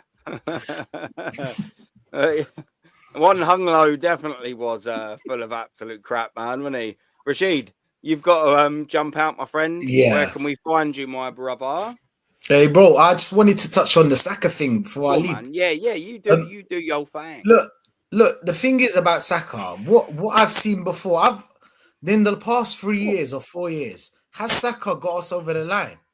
Why are we acting like Saka's Leo Messi? Look, I do like Saka, don't get me wrong, but let's not act like Saka's Leo Messi. Like he's a player, he's a great player, he's a good player, but rushing him back is your choice. If you want to rush him back, don't be surprised when he gets injured, because we tend to do this surprise thing a lot.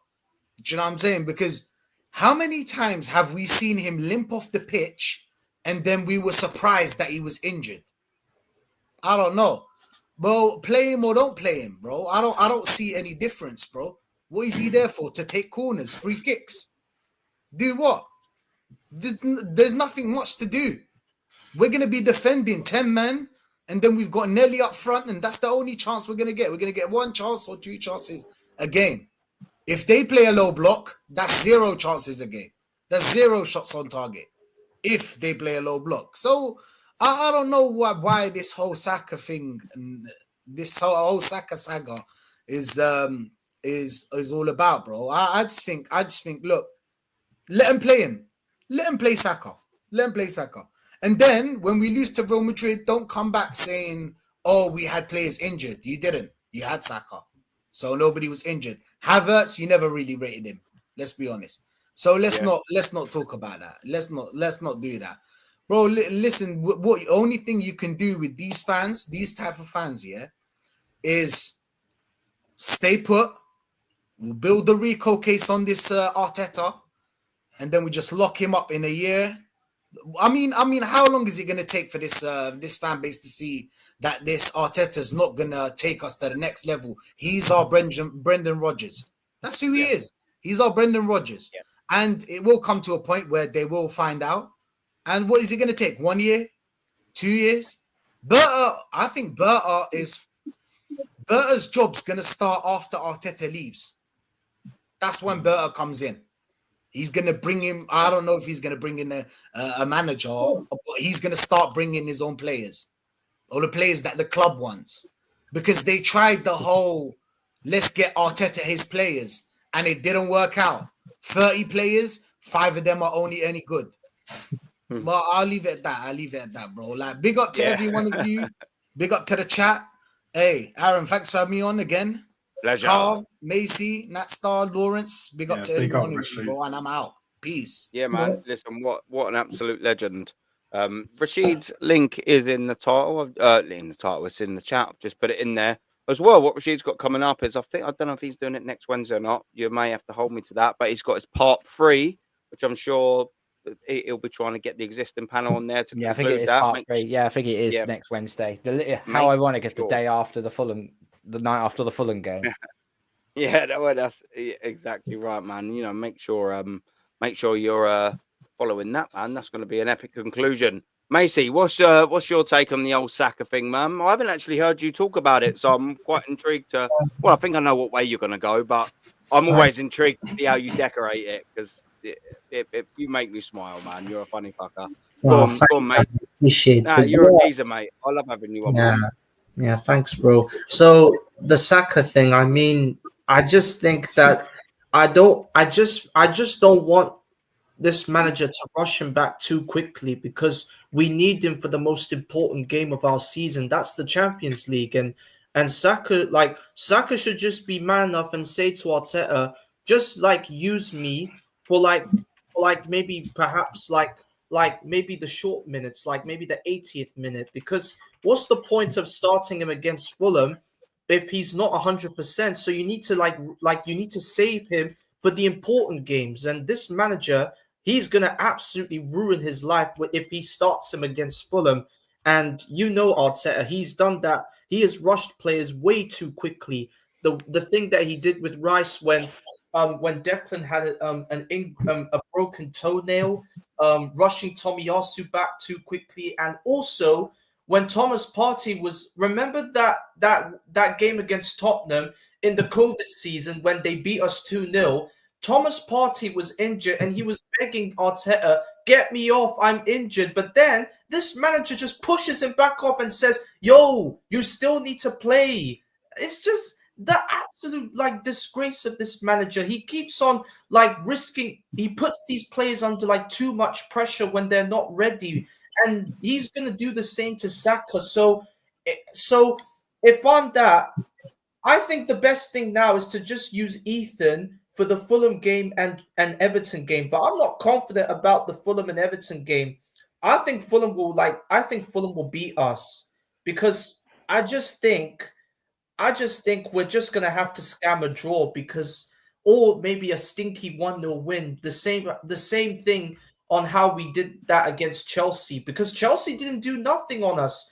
The only chance they created was Cucurella, and all than that, they didn't even test us. So either we beat Fulham, maybe we hand Fulham their first win at the Emirates, or in my point of view, we'll just have to stink out a draw at the Emirates, because like for me, I just think Fulham are flying this season because they're fighting for European football, because they're absolutely spanking a lot of teams. They beat Tottenham, remember, 2-0. And Ryan Sessegnon absolutely put the nail in the coffin against his old club. And big up to him.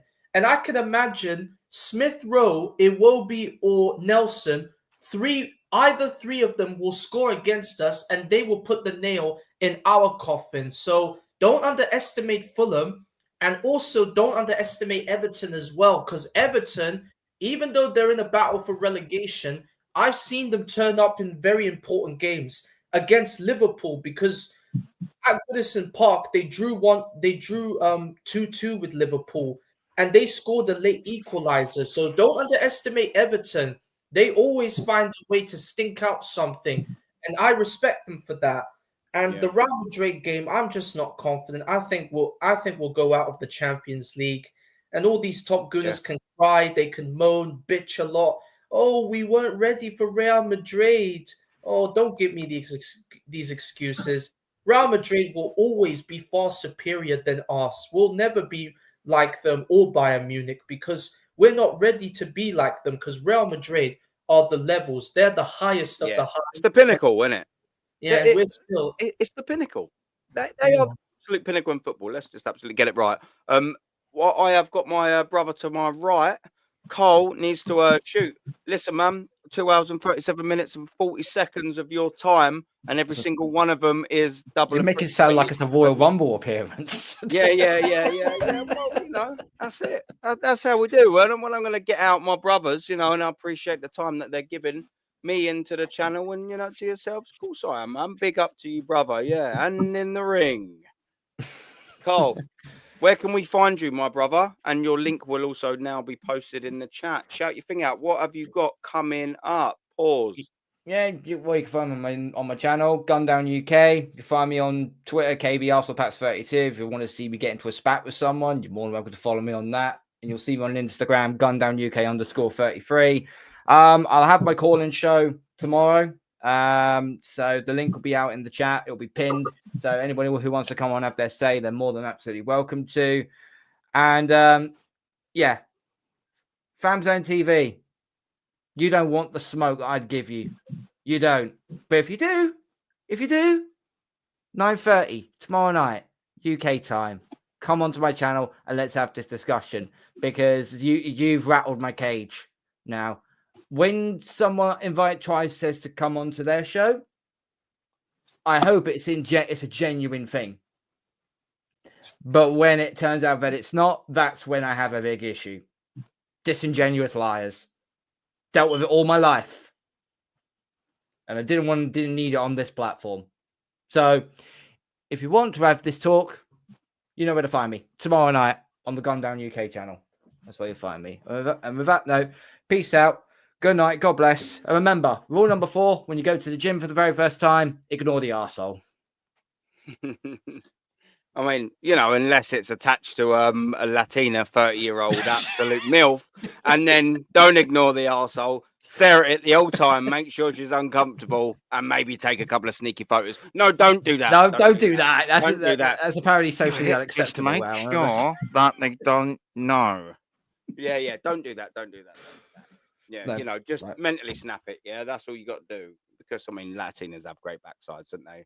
But, yeah, Cole, I mean, that take a left turn, doesn't it? But, they do have good backsides, don't they? Big up the Latinas and big up Cole as well. Thank you very much for your time. I'll post you a link in the chat, my friend.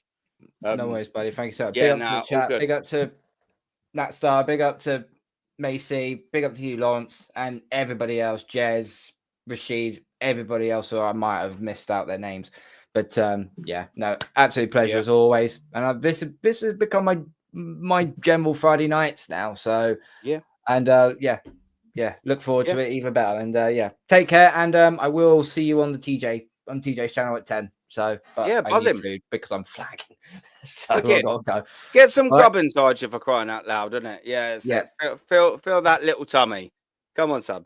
Right. Come on. Peace out, people. Big up to Carl chat. Yeah, what we'll do is I will come to the chat quickly, do you know what I mean? And just say hello to a few people. I will be on as well. Don't forget, I will be on TJ Warren's The American Idiot Show with the wonderful TJ himself and Dow. I absolutely love Dow as well. Do you know what I mean? So make sure you follow that. I will post a link to that just before we shoot. I'm just going to go to a couple of people. Yeah, but my geezer's even turned up. I know he's probably not still in the chat in a minute because that was about 10-15 minutes ago. But man, listen, thank you very much. The Ludaguna, what a superstar. And if you haven't already, I mean, what's the fucking matter with you? Go and give the Ludaguna an absolute follow over there, man. Do you know what I mean? What we're doing if you haven't already done that. Come on, people, wake up. Mr. Waffle, it just shows if Saka starts, it's only thinking of himself. Narcissistic Mikel Arteta, that's all he does. All he does is think about himself. Run the likes up, folks. Yeah, man, that's it. Listen to Deluded, man. Do you know what I mean? Run them likes up. Oh, what we doing here? We're going on a mad thing. Just chill out, right? Yeah, that's it. Right, we got Dale Summers. How you doing, brother? Look what happened to Owen when he got rushed back from injury. Exactly. It ruined the last 7 years of his career. This is what we're talking about. Yeah, we're going off because it's a great point. Do you know what I mean, Dio, brother? Big up to you, man. Doctors have never been wrong. Tumbleweed. Never get anything wrong, do they? Do you know what I mean? They never get anything wrong. You got to trust the doctors. Like I said before, I wouldn't trust these Arsenal doctors diagnosing a cold, mate. They are absolutely shocking. Lawrence, what's your take on the whole should Saka be back? Because he's announced fit with our trustworthy doctors. What's your take on it, my friend? And I think I know where you're going to go with it. Well, it's a case of damned if we do and damned if we don't. This basically comes down to this clown of a manager not bringing in reinforcements during the summer. Now we're in this situation where we've got our star player who's not 100% fit. Let's not kid ourselves. He may be back in training, but he's not 100% fit. And the question we've got to, Arteta's got to ask is, do I just put him on the subs bench on Tuesday night? Or do I give him a full 45 minutes? Or do I rest him on Tuesday and wait until the Everton game? And then fingers crossed, hoping he gets through that and he'll be ready to play. But what's the alternative? Fucking Raheem Sterling. Can you see him? You see Sterling being a match winner for us on against Real Madrid? I don't. And as I keep saying this, I just wish people would fucking wake up. These ostriches in our fan base. I call them ostriches because they wear Arteta tinted specs and they stick their heads in the ground when the pressure is on. Because when they're forced into a corner, I ask them a question about whether this club is called Arsenal FC or Arteta FC. Guess what? They stick their head in the ground and avoid answering that question. But I'm waiting. I'm waiting until April the 17th. That's the day after we get knocked out by Real Madrid in the Champions League, because I've got the told you so speech waiting that I'm going to post on Facebook and Twitter and Instagram and tell these cunts what I think of them. And I'll say, I told you so. All these Muppets who think we've got Super Mick Arteta, I'm going to rip them a new arsehole. I bloody hope you do, mate. I bloody hope you do. I'm going to look forward to all that. You know what I mean? Yeah, I hate doing that. And I hate to do that because I want us to beat Real Madrid. But I'm a realist. You know, I see things for what they are. I don't live in a fantasy world. I'm not trying to get on a dating show. You know, I want what is best for Arsenal. But under this clown and under this regime that we've got, we're going nowhere.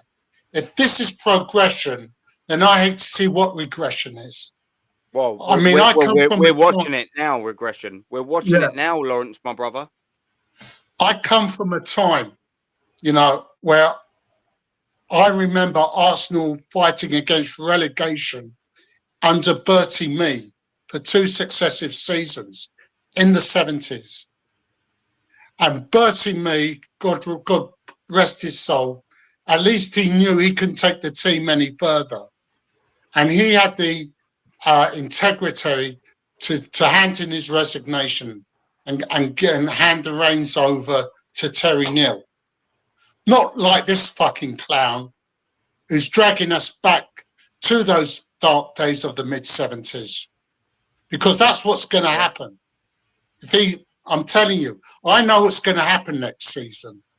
I know what's going to happen next season. And it's not a pretty picture. Yeah. Sorry to be a doom and gloom merchant, but that's how I think.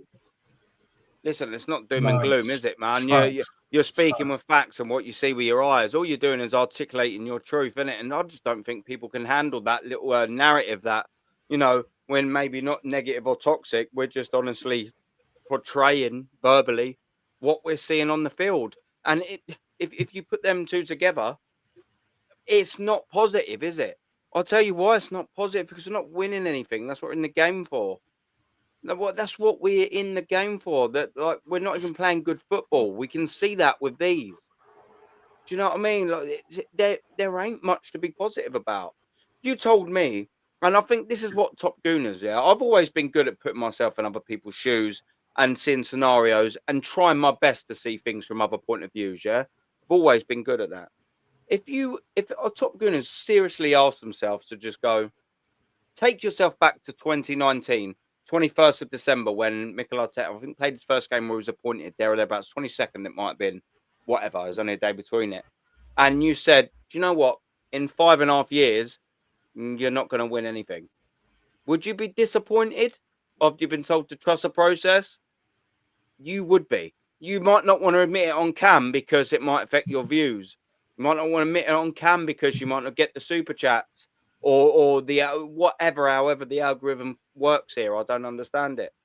But do you know what? I bet you deep down here, you know you'll be massively disappointed with the way it's gone now. Because listen, I'm not like a Kenny or a DJB. I've had my Arsenal season ticket for a few years, but not anywhere near as long as them. My first and only FA Cup final was in 2017. And of course, in 2020, it was COVID, so none of us could go. I still remember fondly, because that was my first live cup final. There's nothing like it.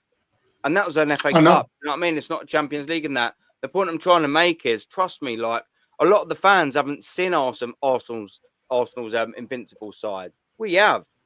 I grew up watching that side. I was 16 when we won the invincible side. I was very, very well in tune with how Arsenal Football Club operate and played, and I loved them to pieces as much as I do now. Watching that Wembley 2017, that final, it's different. And that's not to put down anyone that watched it on telly. I'm not saying anything like that. Watch it, support it however you bloody like. I was lucky enough because I had a season ticket to go and watch it at Wembley, and it's fucking different. Trust me. That is what I spend hours and hours, hundreds of hours every year, thousands maybe, I don't know. I'll have to do the math. And thousands of pounds supporting Arsenal. That's what I do it for. I don't do it for progress. I can give a shit about progress. That's what I'm doing at the end of the year. I can give a toss. I'd finish 17th and win the FA Cup all day long, every single time. Why? Because I'll remember that. I won't remember these years of second places. I won't. I just won't. Who remembers second place? Boys, we're all old enough. Let's cast our mind back the last time we finished second place 3 times in a row. When was that? 99, 2000, 2001. That was sandwiched between 2 double winning teams. 1998 and 2002. Sandwiched between 2 of the greatest Arsenal sides ever made. What we got now? It's sandwiched between bottling the fucking 5th place against Tottenham 3-0 at their shitty gaff. And then God knows what happens next season. Come on, man. Natster, what we doing here, Bob? Yeah, do you get a trophy? Do you get a trophy for finishing second?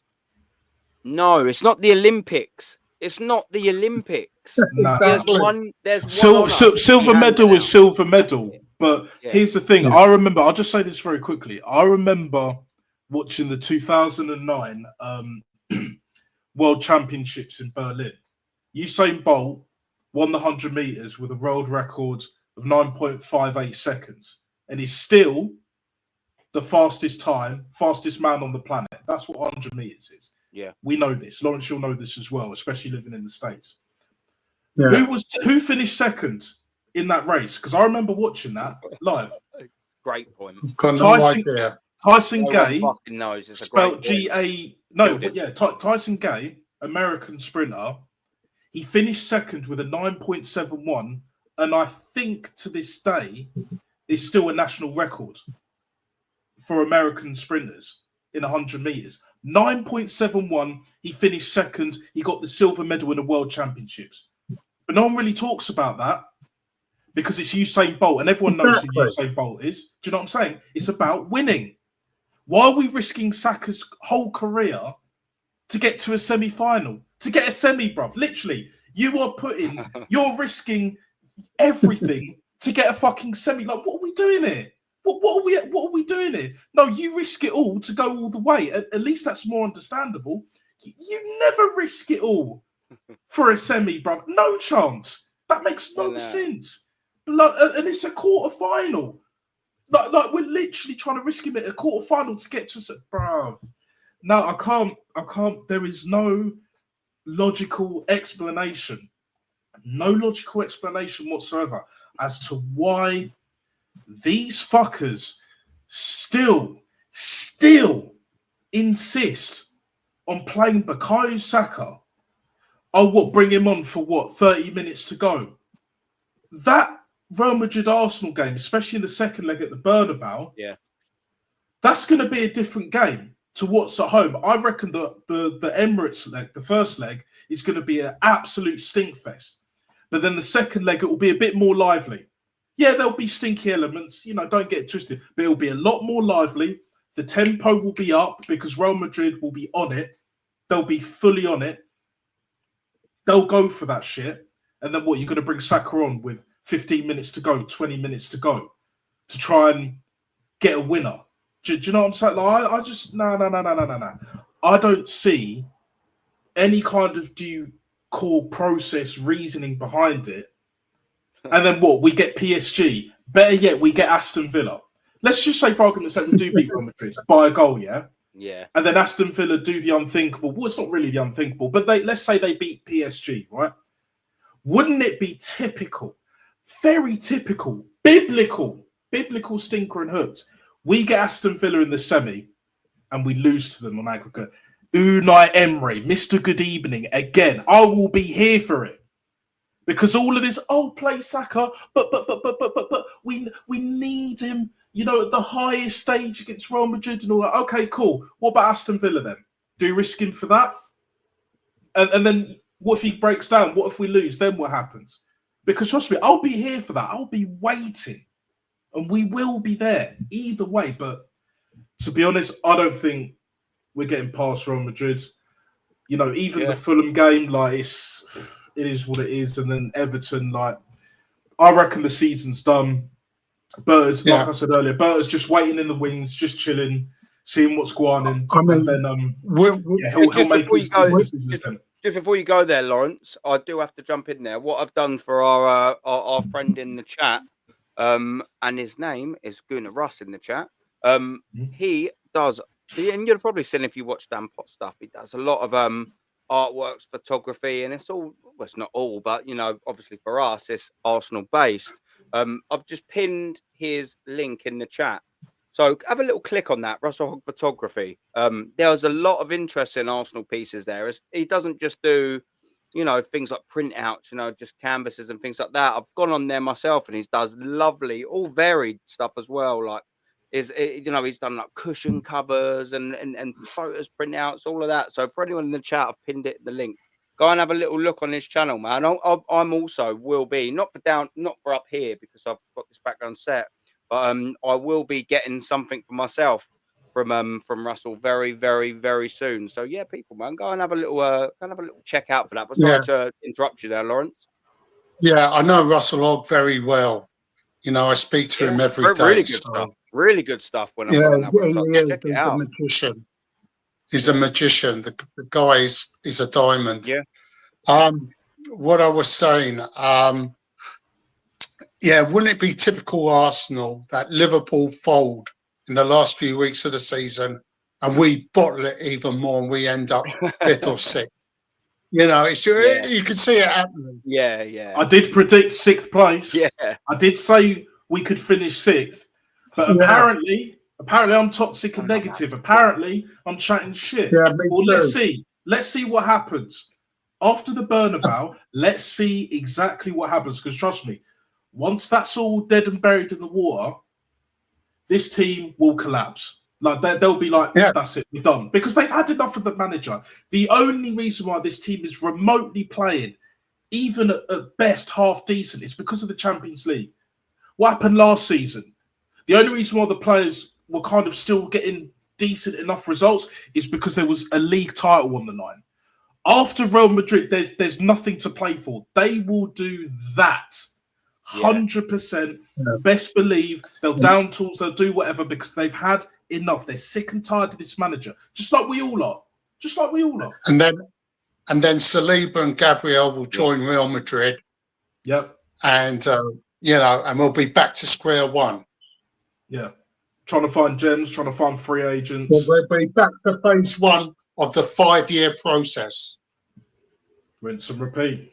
We're back there already. I've done a show a little while ago. I think it might have been about 2 months ago, maybe 2-3 months ago, there or thereabouts.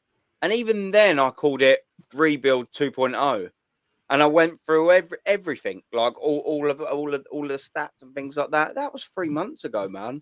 Like, how are we in Rebuild 2.0? Like, we're in just phase 1.1 now, didn't we? Like, or are we in like phase 1 beta? Or something like that. Like, what? How have we managed to get to this scenario? And just sort of always telling it back to the point that I'd make. How have we neglected that strike force so bad? Like, the strike force is embarrassing. Now we had an all right strike force when he took over. We had Pepe, Lacazette, and Aubameyang. Yeah, and in the wings was a Saka and a Nelson. At the time, you know, we thought Nelson might be quite promising. You know, so let's just take Martinelli as well. Yeah, Martinelli was doing well under Unai Emery. Right. Up front. At that time, that's a healthy strike force, a real healthy strike force. What the fuck's happened? Lawrence, what the fuck has happened to that strike force? And do you know what as well? This is what kills me. And I always say it about this summer. And as always, as Arsenal fans, people, we always go back to this summer. And why I'll go back to this summer is I'll tell you. We needed a striker. We needed a replacement, competition for Saka, a left winger. Why do we also need a left winger? Arteta knew that we needed a left winger a couple of years ago when he tried signing Mudryk for 90 million while Martinelli was off the back of a phenomenal season. So he knows that we need attackers. Let's get it right. Martinelli was having the season of his life when he bid 90 million for Mudryk. Let's just get it right. Yeah. He knows that he wanted to upgrade in that position. 18 months later, he still hasn't done anything. Literally hasn't done anything there. He had the opportunity. One sec, Lawrence, just very quickly. He had the opportunity to sign a striker this year. Gyökeres had that release clause. What did he do? He spent the Gyökeres money on a centre-back in Calafiori you can't fucking defend and plays him left-back. And he spent 35-40 million on a Giza with 1 year left on his contract, just 28, nearly 29. And Mourinho is now playing up front. Like, and in that same time, yes, while I can condone the exits of a Nelson and a Vieira and an Eddie Nketiah, and obviously the latter two that I'm about to say, the Eddie Nketiahs and the and ESR, I thought that 65 million we recouped was going to go on a striker. And they let four forward attacking players leave and didn't fucking replace them. We just went with 2 defenders. What are we doing here? And then you're scratching your nut and thinking, well, they're all getting the same injury. Why is everyone getting hamstring and knee injuries? And they're all up top. Oh, yeah, because it's our weakest position with the less amount of players in there. Why is that? Oh, yeah, so what happens when you overplay them? They get hamstring injuries. They get injuries. Oh, yeah, so what happens when they get injuries? Oh, yeah, we haven't really got much depth, so we have to play more. What happens if we play them more because we've got 1 man down? Oh, yeah, we get more injuries. So now we've got 2 men down. But now what happens now that we've got 2 men down? We're having to overplay them even more. What happens? Oh, we get another man injured. It's not rocket science, is it? It's not rocket science. It's failure on multiple levels. Board, manager, all of them. Failure. Epic failure. Yeah. He hasn't brought in 1 striker since Aubameyang and Lacazette left the club. Pathetic. Not one in 5 to 6 years since he's been manager at this club. Not one effort to bring in 1 out-and-out striker that can score at least 20 to 25 goals in a season. Mate, and everyone's saying, we've got Super Mick Arteta. He knows exactly what we need. Right, fuck he does. They have to change that song now, you know. Tierney at the back, well, he's gone. Yeah. Gabby in attack, well, he'll be gone very shortly. So they still think Arsenal are on the way to Champions League. It's like just the very fact that the inception, just the fact that the inception of that song was around 60,000 people singing that we're going back to qualify for the Champions League is fucking embarrassing in itself. Arsenal fans are chanting that we're going to qualify for the Champions League. Like, come on, man, do me a favour. Whoever gave that authorization to make North London Forever our fucking theme song, whatever the fuck you want to call it, like they need a slap. The on-site settings, bruv. Like, I'm sorry, like, and not sorry at the same time. Like, these people are beyond deluded, and a lot of them can't be saved, innit? Do you know what I'm saying? A lot of people are not ready to be unplugged. And that's what we're dealing with. The Arteta matrix is still in full effect. However, with this Berta guy coming in, he's just in the background, chilling. You know, Arsenal doing this dating show bollocks, this, you know, all these merch and all these fucking bullshit ass fucking Twitter posts, all forms of social media posts, you know. Like, remember, what was it last year against Bayern Munich? Oh, a Champions League campaign to be proud of. Fuck off, man. Do you know what I'm saying? Like, it's all bullshit. I just see through all of the lies, all of the deception, inception as well of all of this crap. It's a great film, by the way. You should check it out if you haven't, you know. But still, like, they're living in cuckoo land. They're living in a dream world, proper. Yeah. And you have ex-players like Martin Keown. I mean, I sent you that video. Who thinks he's better than Tony Adams? I almost couldn't believe it. I couldn't believe it, bruv. I was like, "Is this a troll?" Not saying you were trolling me, Lawrence, but I was like, when I saw the video, I was like, "This guy must be trolling. This must be like a pre-April Fool's kind of, you know, skit or whatever." I was like, but he was actually dead serious. You know what this reminds me of? This reminds me of Cristiano Ronaldo. CRY7, bruv. You're not even the best Ronaldo. Have some of that. You see you next Tuesday, bruv.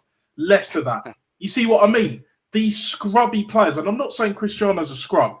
Don't get it twisted. However, there's greatness and then there's all-time great. And Cristiano Ronaldo will never be that. Never has been and never will be, bruv. Period. You know, and then Martin Keown thinking he's better than Tony Adams. Do me a fucking favour, mate. Do me a favour. Like, it's a joke, bruv. Like, you couldn't even get in ahead of Colo fucking Toure, bruv. Colo Toure. In the Invincible season, because after that fucking hack job you did against Man United that almost cost us our invincible run, by the way, you know what I'm saying? We all saw it. Either you were at the game or watching it on Sky Sports. I was doing the latter, and I was only 10 anyway at the time, but I digress. Yeah. You know, like Martin Tyler's like, oh, he's missed it. He's hit the bar. Do you know what I'm saying? Like, we remember that shit. But people will conveniently forget who fucking conceded the penalty in the first place. And it was a penalty. It was a penalty. And that's Martin Keown. Sol Campbell weren't doing that shit. Colo Toure weren't doing that shit. You know what I'm saying? So, do you know what I'm saying? They were doing them kind of fouls outside the box. But inside the box, they weren't doing that shit. And obviously, a year on after that, that infamous Wazza dive, you know, like, Sol Campbell ain't having it, but you know, it is what it is. And like, too many people want to, you know, do all of this stats merchants, you know, GA merchants, fucking efficiency merchants. That's what I fucking call it. How about use your fucking eyes and watch the bloody game? Watch the bleeding game and see what this player's doing, what that player's doing. Because that will tell you how effective they are or not. Football is a very simple game, complicated by spackers. Plain and simple. Very simple game, complicated by spackers. They don't think, they don't have no they don't have no nous, nothing going on in their fat noggins of theirs. And I've got a big fucking noggin as well, but still. I know, I wouldn't like a headbutt of you, Natster. I'm telling you. Look, headbutt's not even my thing. Do you know what I'm saying? I don't need to. I'll leave it at that. I'll leave it at that, mate. I prefer not to speak. I prefer not to speak. If I speak, I'm in big trouble. Yeah, very big trouble, mate. You know, mate. You know. We know. So, like, yeah, it's for me. Like, it's. I just get tired of talking about that shit, and you wonder why I want to talk about other shit as well. But again, it's Arsenal's my club, innit? But with Berta, there's always that little bit of with everyone else, it's the process, it's the PR machine, and all that crap. But for me, it's Berta. That's the only thing that has me clinging on. That's the only reason why I'm doing this, why I'm here. Do you know what I'm saying? While I'm doing my content. And I'll be doing more frequently, you know, going forward, of course, it's because there's that always slight light at the end of the tunnel. You know, we've been through so much shit. There's so much bullshit that's happened with the Wenger, with the, you know, Unai Emery, and then now obviously with Arteta. But then Berta comes in like 5-6 years later, and I'm just like, this just can't be, man. Like it's almost like we don't deserve. Well, we deserve it, but the rest of the fan base doesn't deserve it. So it's just like, I just want him to just sit down, get in that hot seat, and just work his magic, bruv. Like just get rid of this Paella Pulis, bruv. Get rid of Lego Head once and for all. And I have a feeling as well that, like Matty said, Southern Gooner, big up your damn self as well every time. We love Matty on this show. Yeah, of course. Much love to Matty, always. He said that something along the lines of that Josh brought Berta into sack Arteta because he doesn't want to do it himself. And to be perfectly honest, I could see that happening. Whether it's in a year's time, 6 months' time, 9 months' time, even if it takes a couple of years. Because that's the thing. Josh wants to end it on good terms, you know? Good relations. Good fucking relations. Do you know what I'm saying? So, yeah, that's where we're at, man. That is exactly where we're at, brother. Period. Yeah, man. Listen, I'm going to jump in there. What I want to say as well is, listen, thank you very much to everyone in the chat that's watched over this sort of period. Do you know what I mean? It's been absolutely lit, and the chat first class, man. I'm always so privileged. You know what I mean? That people come in and watch, tune in the show. You know, we try our best to deliver all the content that we can, and I just sort of hope, if anyone ain't been here, Gunnar Ross, I know you jumped in a little bit late. You might want to have a little rewatch because we chefed up a little bit of Charles Watts and all the nonsense that he sort of talks about. So that was a fantastic start to the show. Man, it's been an absolute fantastic. And as well, thank you very much for all the guests that we've had on today. I think we've had about 10 or 11 people jump in and out. Do you know what I mean? At all various times. I'm extremely grateful for that. Absolutely grateful. I'll never not be. It's when I sort of think about doing YouTube now, it's sort of semi-second nature. I'm still, probably got so much to learn, but I'm still so grateful that I'm able to put my voice out here and have some phenomenal guests on here, man. Do you know what I mean? There's been phenomenal people in the chat. Big up Russ in the chat. AFC always, Hendo. Do you know what I mean? Boy, Tendio, you've been jumping in the chat recently. You got Timmy, hello. You've had a little jump in off Jezz's, man. Big up to you. Do you know what I mean? Mr. Waffles been all here. Do you know what I mean? Some of the OGs, Prime, you've here. It's all appreciated. And do you know what as well? Big up to Miss Potts. Absolute superstar of a woman she is. Big up to DG. Do you know what I mean? Deluded Guna, go over and give him a follow. He's been kind enough out of his what I'm sure is going to be an extremely busy schedule to just come in and drop a like, throw a few comments in. What a gentleman that is. Go over and support him. And Matty at the Southern Guna. Do you know what I mean? He's an absolute superstar himself. We will obviously, of course, be wrapping up there. I will be as well on with TJ Warren and the wonderful Dow on the American Idiot show at 10 o'clock. So in 45 minutes time, I'm very, very, very much looking forward to them. I value them two's opinion so much. And them two, along with Southern Guna and a lot of other American fans, are an actual shining lights, that horrible sort of thing where people say, oh, they're Yanks, they don't know nothing, they don't know this. Let me tell you, they know a lot about this football club and they sacrifice a lot to watch it. So there's utmost amount of respect, and to this gentleman as well. So big up to them, man. Go on, Lawrence. I'd see you want to say something there, bro. Yeah, I just want to put it on the record. I was born in Cockfosters. Yeah, I grew up in Cockfosters, right? Right, and I moved to Los Angeles in 1991. Okay, I thought I was only going to be here for the holiday period because I just lost my spring job. Break, yeah. Yeah. I lost my job at British Telecom. Hate to give them a plug. Okay, and my initial plan was to spend the holiday period with my family out here and then go back to England and start looking for work. But I remember my family put my name forward into the green card lottery without telling me. The next thing I know, it gets pulled out of the hat.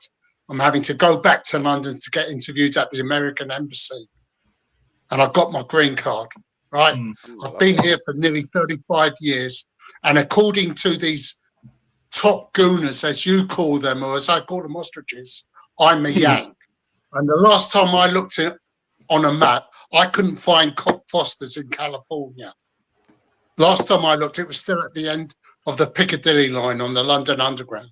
Yep. And yet I have to cope with these dickheads who think because I live out here, I'm a septic myself. None of you are septic, man.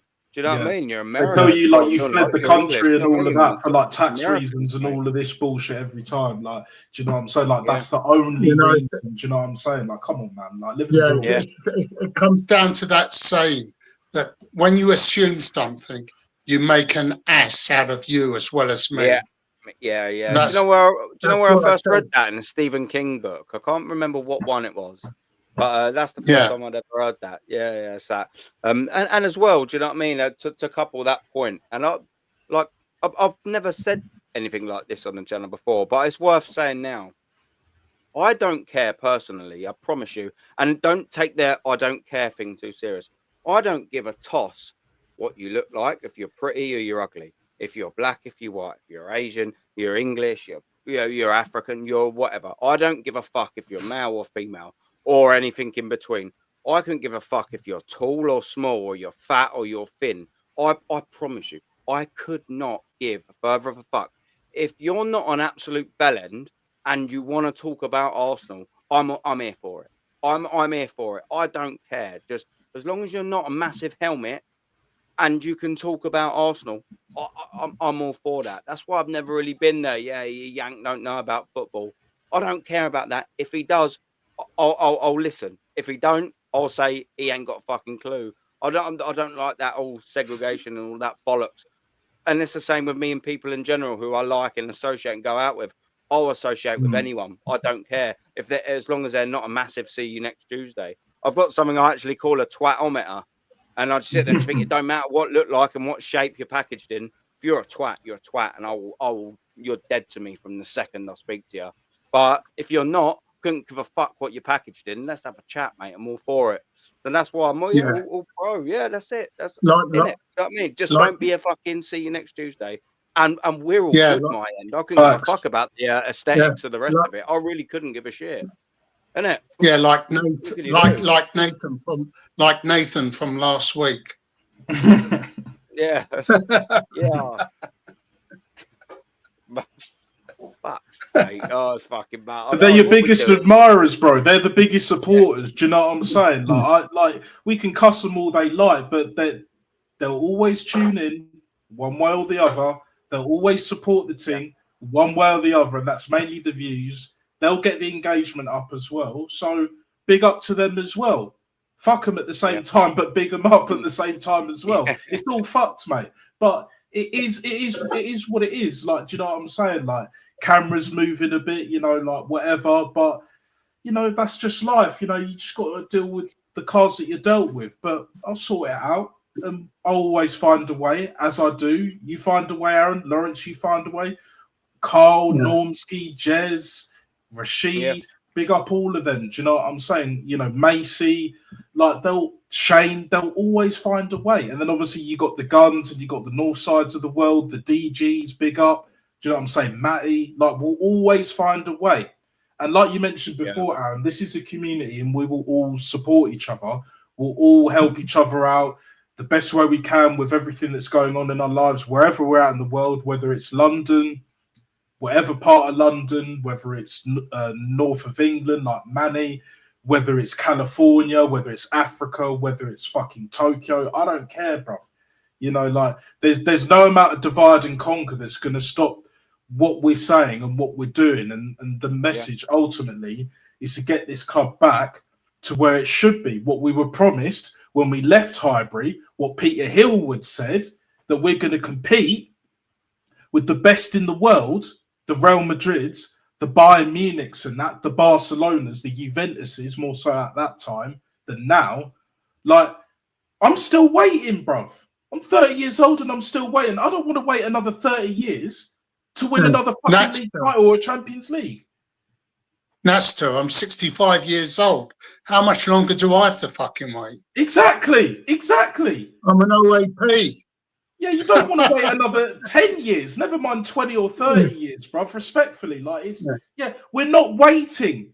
I don't care if you're 18 years old. I don't care if you're 20. I don't care if you're like a junior gooner, like that's 10 or 15, whatever. Like, if you want to wait 20, 30 years, that's on you, but don't expect us to wait anymore.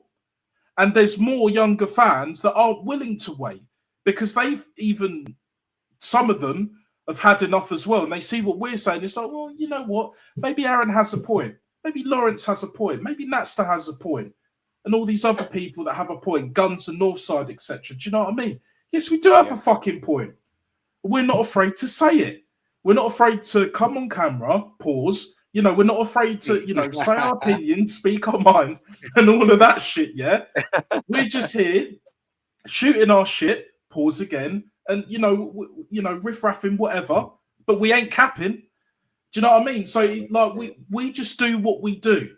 We say what we say, no filter for the most part, and we care about this football club. We want it to be successful. If you watch sport, any sport, football's not even the only sport I watch. You know, I follow rugby, innit? I used to play the fucking game. You know, it is what it is, but the premise is still the same. In rugby, I want England to win. I want Bath to win. I did a video like about a week ago or so talking about how Bath won their first trophy in 17 years. Bath Rugby, one of the oldest institutions in Britain, in England, and Bath Rugby actually started as a football club, if you didn't know that. 1865, bruv. Arsenal hasn't been around for that long, but not too far off. Do you know what I'm saying? And there's, Tottenham started out as a cricket club, I believe. Man City, Man United, something similar. Do you know what I'm saying? Whether it's cricket club, whether it's rugby club, do you know what I mean? Every club has a fucking history. And you don't want to be, a team that doesn't win for years and years and years. Otherwise, we are a spicy Spurs. Point blank. We are. Need that. But boys, and next year, go on. You finish up, Lawrence, and then I'll wrap up. Yeah. And next year, this club that we all love turns 140 years old. It does indeed, mate. It's madness, and still no top tier European trophy. Just before I close up, I just want to finish up on the results. I put a poll in my chat, in which it asked, how did Charles Watts and his Arsenal revolution turn out? 15% of you, I'm quite surprised 15% of you voted success. 30% of you voted failure. And 53% of you, good for you, shit book, shit fan. On that note, and on that bombshell, we will go, man. All the best, everyone. Thank you very much for tuning in. Big up. Arteta.